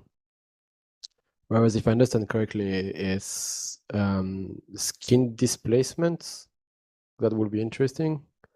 So why you didn't look at the amount of skin displacement you were inducing? We did. We basically, when we got the recording for the OCT, so it's an interference pattern between lights. So you have phase, you have amplitude. We did look at the amplitude, but since it's ongoing work, we first had a very visual evaluation of the results we got, and with the amplitude, by just looking at it, it was really hard to see something on the image that we got. But on the phase, we clearly see these vertical lines here. And so that's why I mostly shown that, because we clearly see results here. But we plan on having more quantitative results, because while my eye cannot really see something on the amplitude version, a computer might. Okay. And I guess here again, you will have differences between participant and within skin location. So here we have a single participant, no differences between participants. But in skin location, yeah, it's possible. We have recordings on 2 locations. One is here, and the other one, I can't really remember where it was. Maybe over here or something like that. Oh no, the fingertip it was. Okay, because my knowledge of literature reviews there is a bit limited, but if I understand correctly, you got different mechanoreceptors that will be situated at different depths in the skin. So could you use your OCT technique to kind of infer already whether the wave is reaching the mechanoreceptors? One of the limitations with OCT is that we cannot go really deep in the skin. And I think FA2s are a bit deep, and I'm not sure if we reach deep enough to get them. We got confirmation here. So I just shook no, so I guess it's we can't do that. Okay. But yeah, exactly. But maybe that's the wave really needs to reach all the way through the OCT, through the FA2, sorry. It's unclear because it has such a large receptive field. So there's discussion points here. So here we're going to like with both the spirals and here like the OCT and then the micronography, we go to like you're studying a lot the physics of the skin. Have you on the other side studied or looked into the physics of the focal points and how what you're observing relates to what you're actually emitting? Not in terms of actual experiments, but I've done quite a bit of literature review about that. I know we discussed a lot about that also. There are really complex phenomena that can happen and that can be optimized. It could be great to go further into that for sure. And that's also why So you had the demos this morning. I showed visualization tool to actually see what's going on, which is a sort of reflection of this physics of the focal point here. That doesn't really require to have complex simulation tools like what I've showed with the spirals. And so it's, let's say it's a simple visualization of the ultrasound physics, but which can already be useful to detect if something's going wrong, or if I feel something odd, I can try to visualize what's going on to have an idea of where to look deeper. But otherwise, no, I haven't really specifically researched or at least conducted experiments about the physics of the focal point. Okay. I'll move towards the other axis. So you got in perception, you study the perception of 2D shape with STM, dynamic title pointer, and then the STP version of it.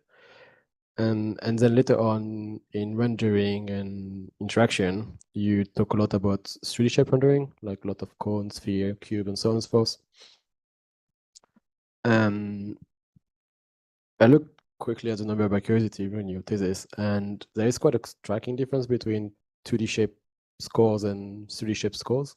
Like it seems like it's easier to recognize 3D than 2D. Have you given any thoughts about that? Yeah, I think one of the reasons is the interactive aspects. In some of the studies that we did in perception, the person has the hand here and it was static. We provided the stimulation, but they could not move.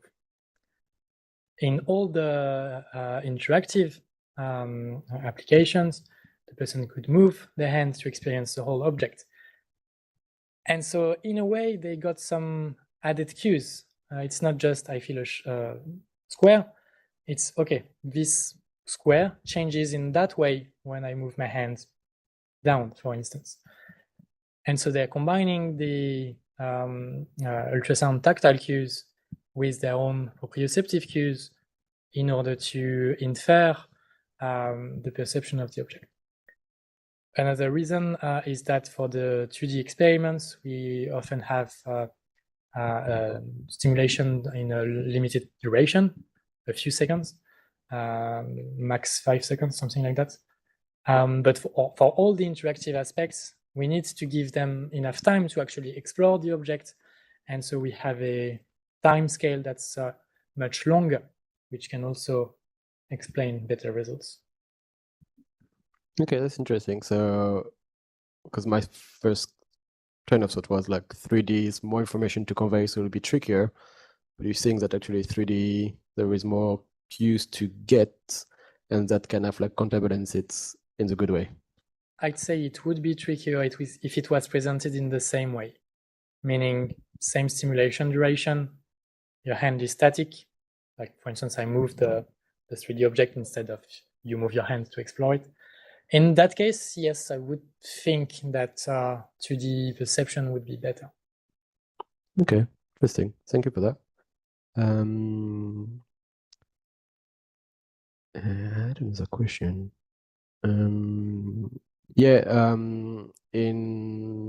You got different chapters, and different chapters represent somewhat different publication. So that's why I think like most of the analysis is kind of like per chapter basis. But I was wondering, since there's some like recurring stimulus, like for instance, the 3 shapes, like the sphere and the cubes come back almost at every studies. Yeah. I wonder if you did any kind of like cross chapter analysis.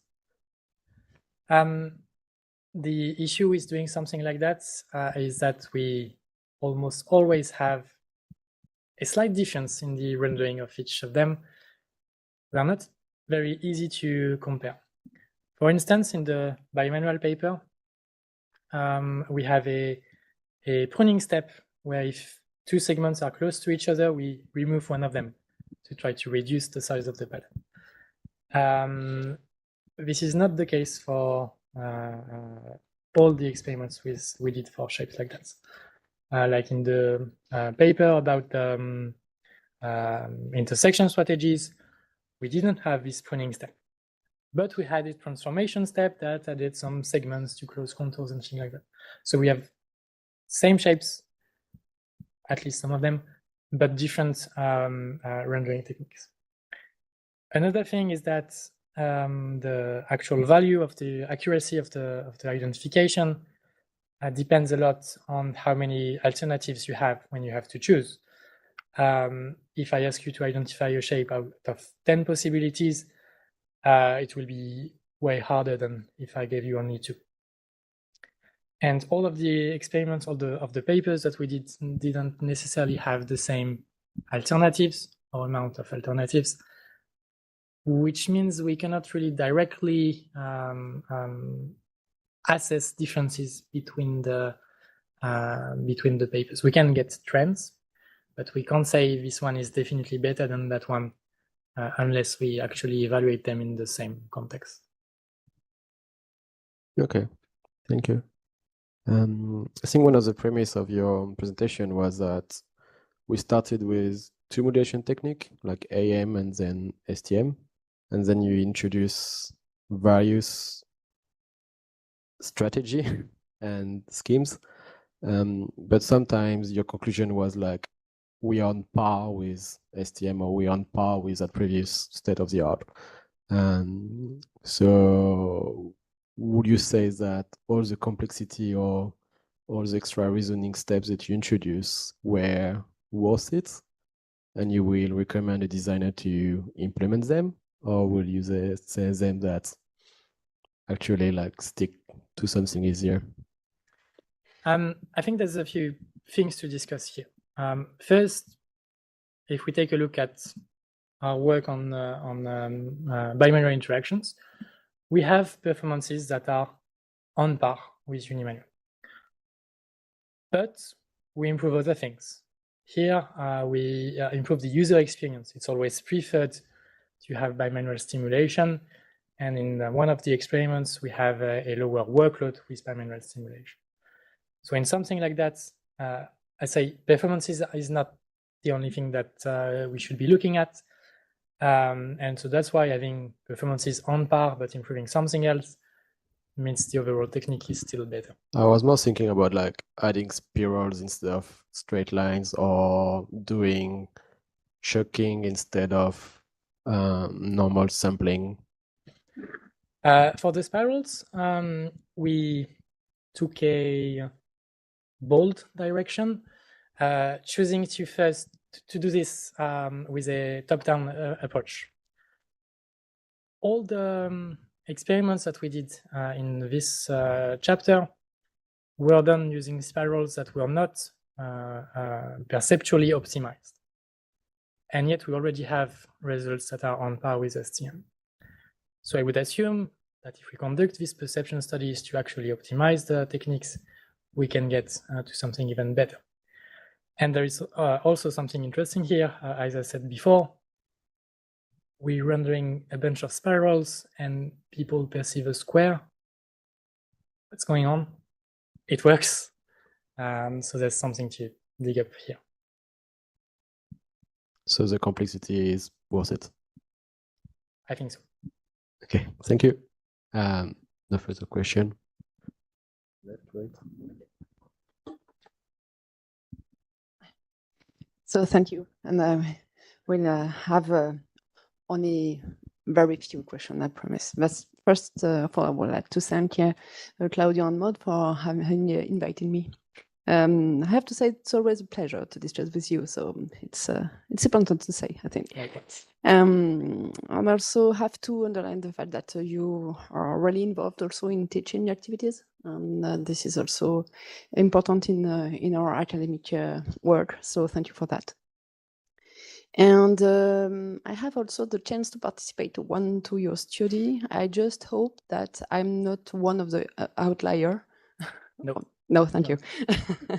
I won't say who it is, but perhaps it's someone in this room. No, unfortunately, he couldn't come at the lab. Unfortunately or not. I would like to congratulate you for this excellent work, and I really appreciate your presentation, the way you illustrated what you proposed. So thank you for that. Thank you. And I really agree with all the other jury's members that you've done an impressive work.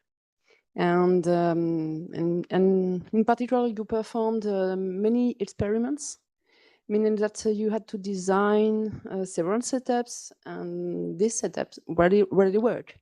And this is a big effort when you are working during your PhD work. So I have I really appreciate that. Thank you. I have really few questions.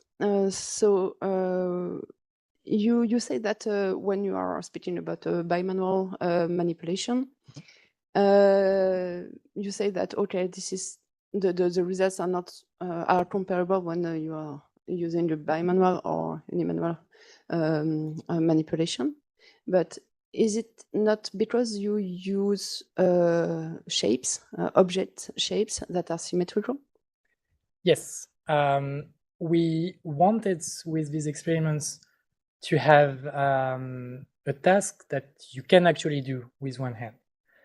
And you are very right that there are shapes that if they are not symmetrical, and I only explore one side with one hand, I can't say what it is with certainty.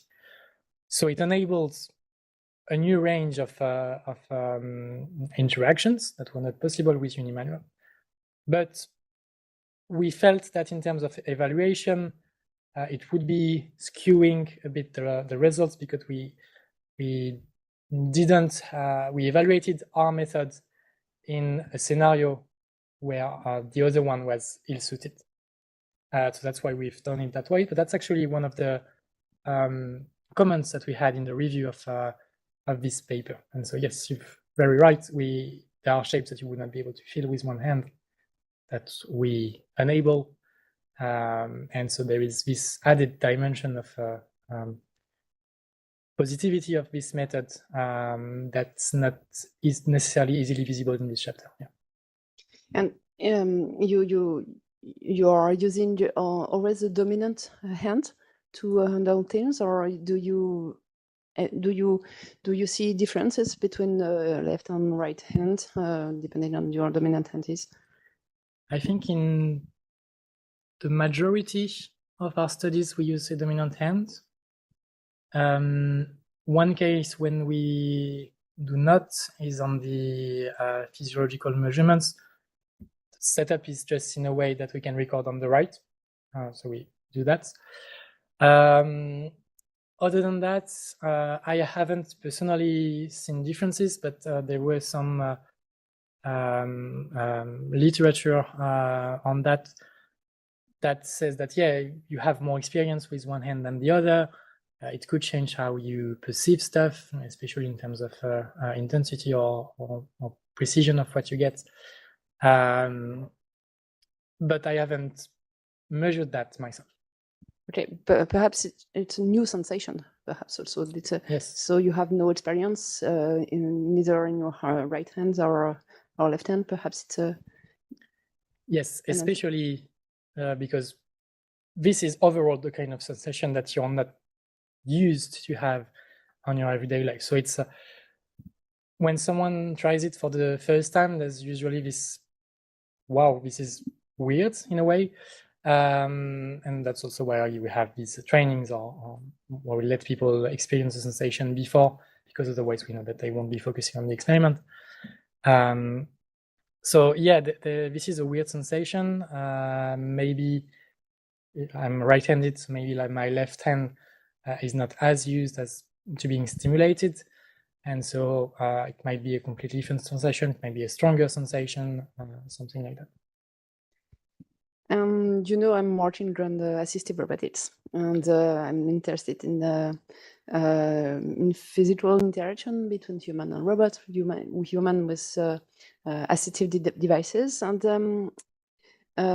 yeah, several years ago, we performed some trials in museums, and we discussed with the staff of the museums, and they have one question for us, in fact, for people who have visual deficiencies, it's difficult for them to visit a museum, and they asked us if it would be possible to find a way to perceive the shapes or of, I don't know, a vase or some artifacts, archaeological artifacts, or some representation, 3D representation of paintings and so on. And they have actually they have some tangible objects for people with visual deficiencies, but it's difficult to use it because it's fragile. For sanitary reasons, it's difficult also to handle. So do you think these kinds of things can be good ideas to provide some inclusive museum or activities? If I'm not mistaken, there's been a research project in that direction to try to add ultrasound haptics for specifically museums. And there is some more specific works, like I have one in mind that tries to represent the texture of an image. This image could be a painting, for instance, that you could be experiencing. I see two limitations to that. One is, so Orestes said one focal point is like 8.5 millimeters in diameter, which is a lot. And so that means we can't render very fine details, while your skin could be able to perceive them, but we can't render them.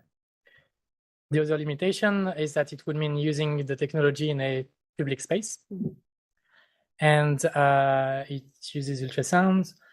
And so having people around that are like have hearing aids or things like that, they are often able to detect the ultrasound, and that leads to unpleasant noise. So that part is not really suited. If it's an individual using it, yes. If it's in public, I think it's a very large limitation, at least for the time being. Okay. Really appreciate your answer, because I haven't thought about this question of the sound. And yeah, you're right. I think that's it. One of the major limitations of this, and or for the spreading of this kinds of technologies. So thank you. I would like to thank you and congratulate you one more time. And I propose that I let the floor to Claudio. Thank you very much.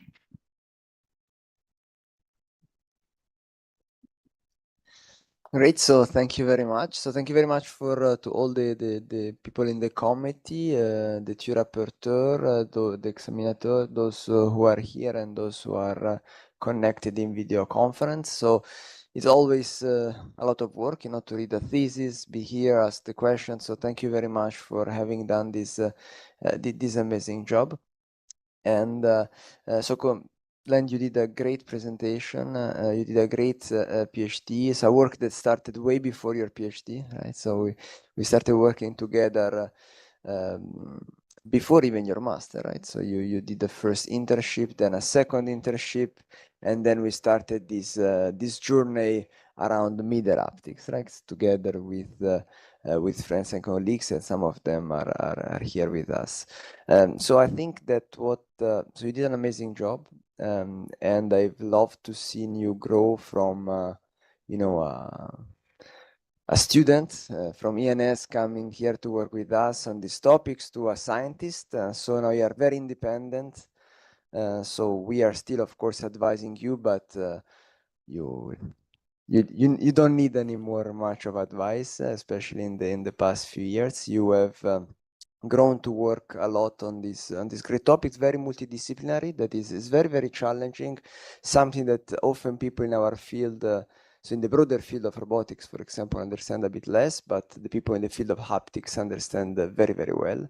So we need to be expert in everything, which is very hard. It's not possible, of course. So we try to do to get a working knowledge of many things to advanced topics as complex as this one, mixing contributions in interaction, virtual reality, haptics, perception, and so on. It's also been very interesting to see how you evolved from being super interested in VR to more and more on perception, neuroscience.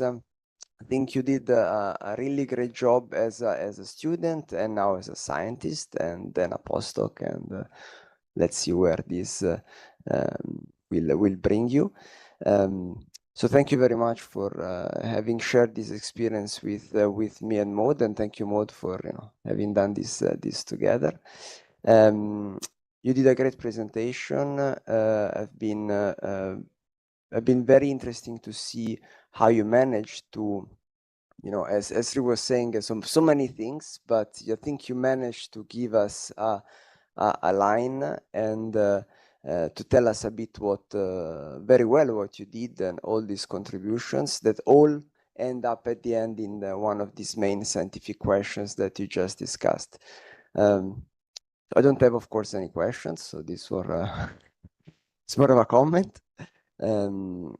So you should be proud of your job. You did many great papers. You did a great presentation, and congratulations and good luck for the rest of your career.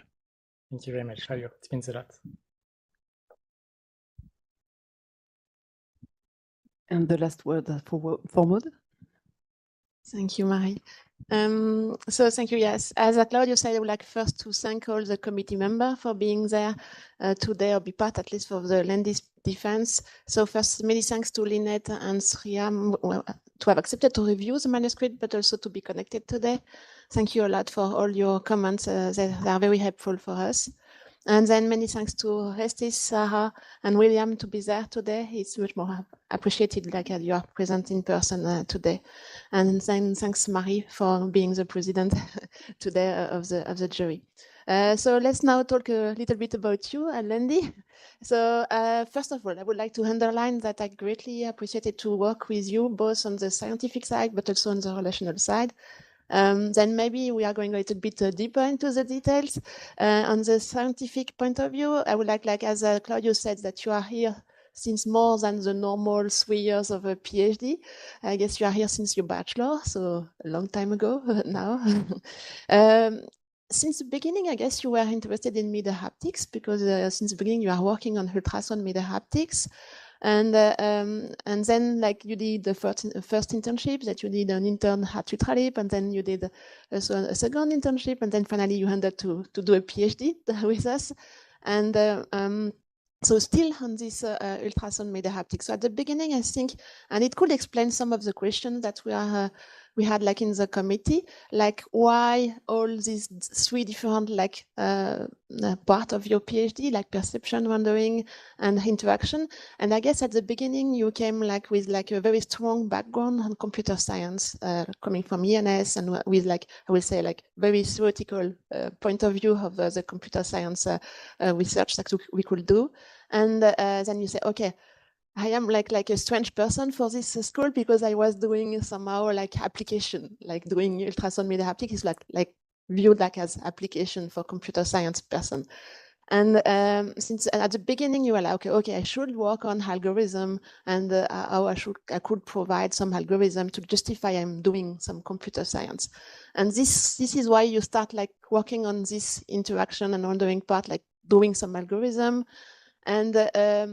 And to be honest, like we were working on ultrasound media haptics, but we should be honest, like the signal is very weak when you are doing ultrasound media haptics.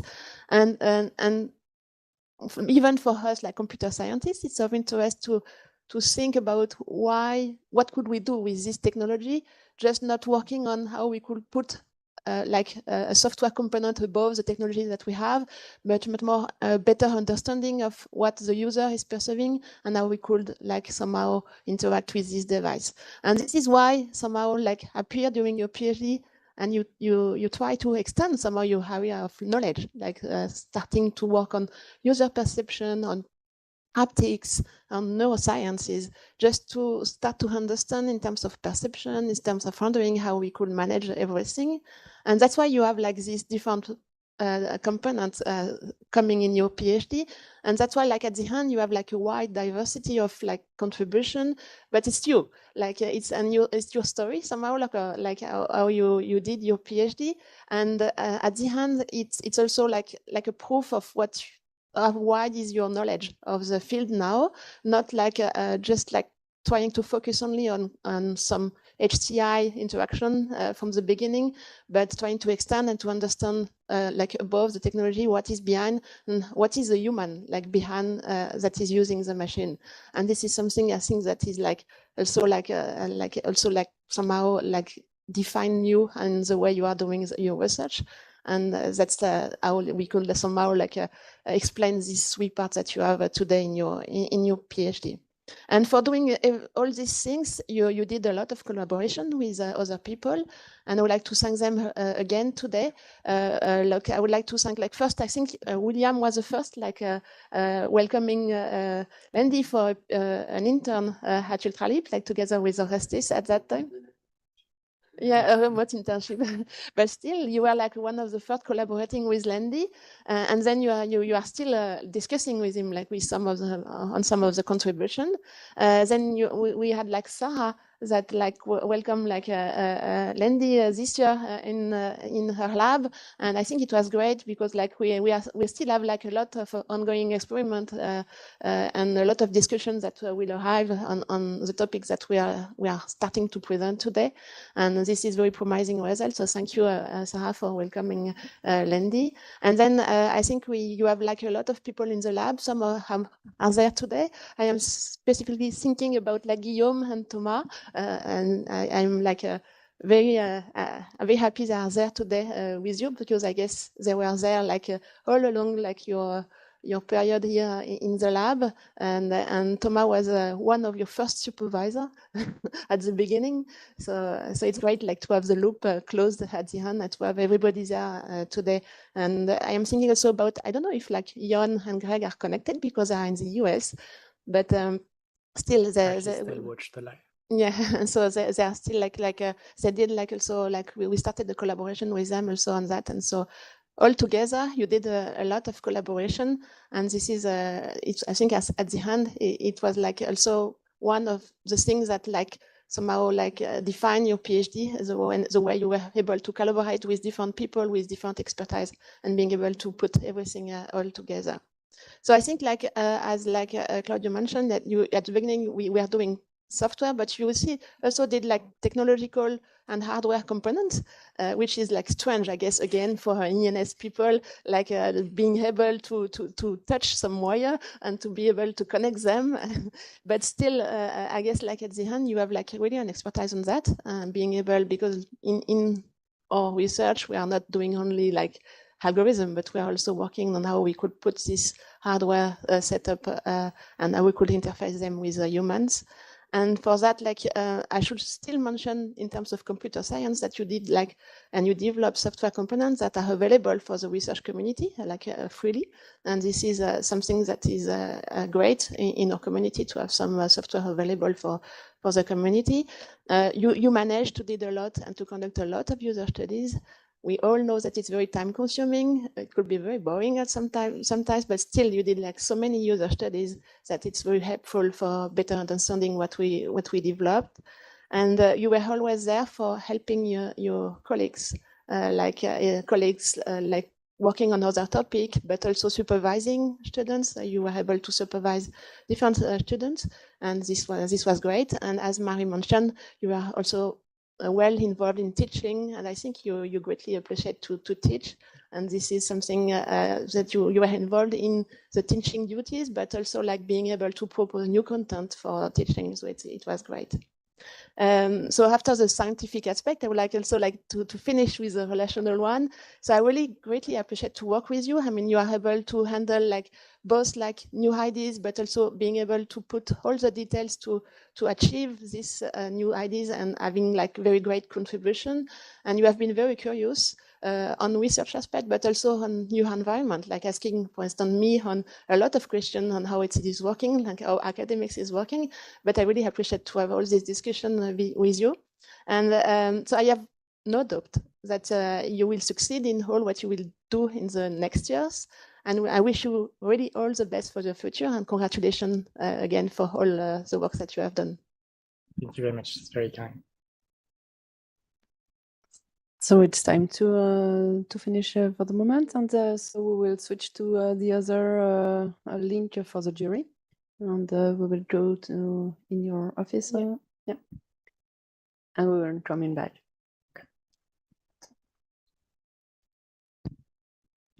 So we are using the other link that we were using before. So in 5 minutes, we will be connected there.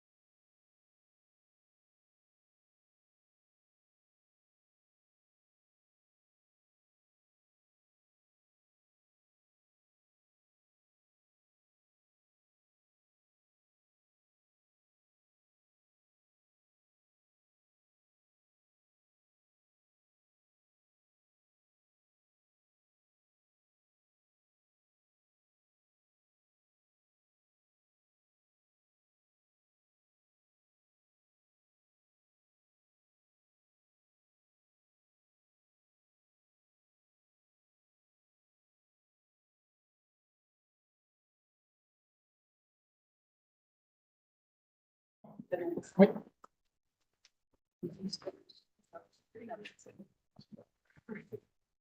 Je suis en train de les accepter dans la salle.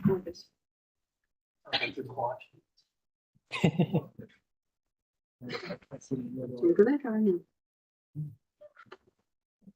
Même.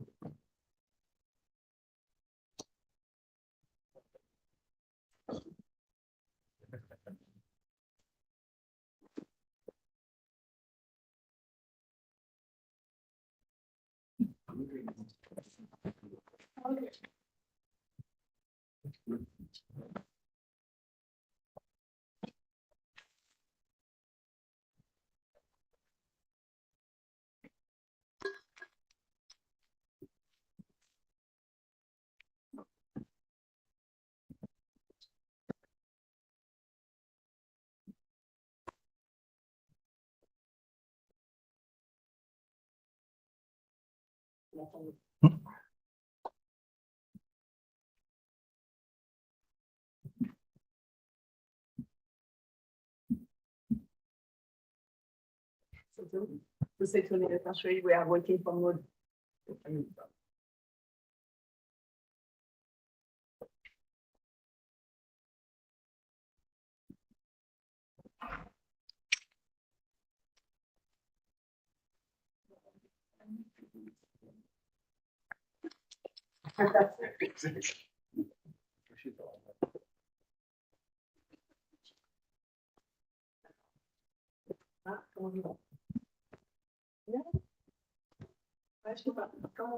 Là, on vous voit bien sur la caméra.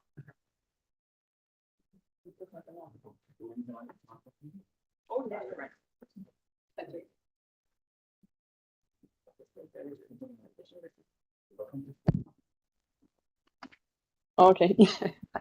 High level technologies. Okay. So we have deliberated, and this is the result. And Lendy presented his Thesis contributions during the great presentation that was unanimously appreciated for its clarity and educational qualities, demonstrating the variety of the work he realized thanks to active international collaborations. It was very well illustrated, informative, and engaging, presenting an excellent overview of his contributions. Lendy has provided impressive contributions in the mid-air haptics field. He addressed challenges on both perception, rendering algorithms, and interaction. The jury highlighted the excellent quality of his work, which led to several high-level publications. This work requires the implementation of numerous experimental protocols and the practical creation of haptic setups for perception, neuroscience, and usability studies. He consistently demonstrated a genuine scientific curiosity and a willingness to explore ideas in depth. He did not hesitate to investigate ambition, direction, and he approached them with intellectual openness and care. This curiosity-driven mindset, combined with his ability to structure and deepen his explorations, reflects a strong scientific maturity. The jury appreciated the quality and relevance of his answers, demonstrating his mastery and deep understanding of the scientific fields, as well as his personal contributions, implementation, and perspectives. Je vais terminer en français. Pour toutes ces raisons, le jury à l'unanimité te décerne, Lendy, le titre de docteur de l'INSA de Rennes, et on t'adresse tous nos voeux pour la suite de ta carrière. Merci beaucoup.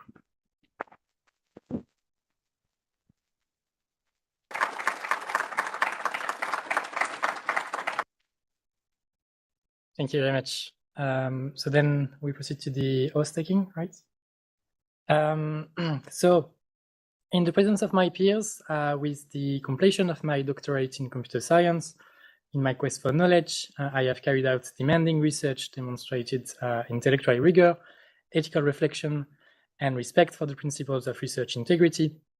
As I pursue my personal professional career, whatever my chosen field, I pledge to the greatest of my ability to continue to maintain integrity, in my relationship to knowledge, in my methods, and in my results.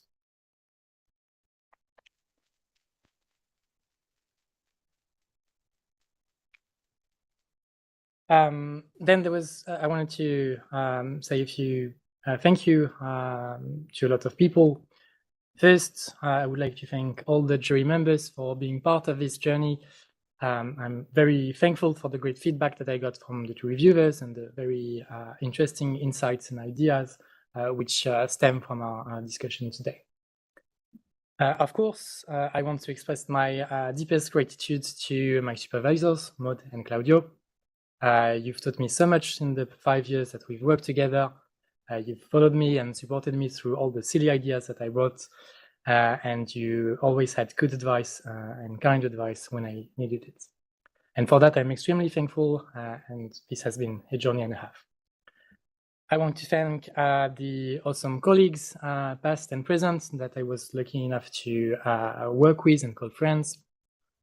Thomas, you're the one who led me to start this journey and inspired me to continue. I've looked up to you, and it taught me so much. You lit a spark of curiosity, and it's growing hungry for more. Thank you. Pierre-Antoine, Erwan, Guillaume, Lisa, we've had so many great moments together. You've all been so supportive, pushing each other to do our best and to vent from time to time. Okay, maybe quite a lot. But I could not have hoped for better mates. I want to say a big thank you to all the great people I've worked with at INSA, PhD students, postdocs, technicians, engineers, researchers, and interns. I won't name everyone because I don't want to forget someone, but you've all been so welcoming, kind, and helpful, and it has been a pleasure working alongside you. I also want to deeply thank the people that I worked with here at IRISA. Of course, our team, Rainbow, who hosted me and was very supportive, but I've also met or already knew some amazing friends from across many teams. And I want to also thank all those that I came to for advice, whether for the research, the teaching, the social or career aspects, including Marie, Quentin, Eric, or Pierre. I was also lucky enough to receive support from awesome external collaborators. William, you've been here basically from the start. Always happy to chat, proposing ideas, giving me advice, helping me connect with the community. And I hope one day I'll be able to repay you. Sarah, and your whole team, Basil, Eva, Saito, Johan, thank you so much for hosting me during this time. You were all so kind, even when I sent you panicked emails 2 days before the deadline. Jan and Greg, who may be watching the live, or maybe later because it's still quite early for them. I learned so much from you. You taught me very patiently about your field, which was an unknown world to me. Orestes, thank you for following me as part of my CSI, but also for the great chats that we had at conferences. I've always liked the unique views that you bring. And last but definitely not least, thank you to my family and friends who supported me all the way through and kept me from going insane. They also organized the convivial gathering to which you are all invited in order to celebrate this. Thank you very much.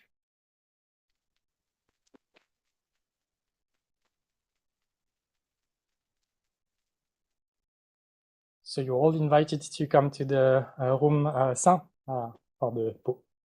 Thank you. Thank you very much, Lynette and Shri, for being here. I really appreciate it. Thank you. Thank you. So thank you very much for being connected. Thank you. And maybe see you in a conference like in Siena. See you in Siena. Yeah. he's doing some advertisement.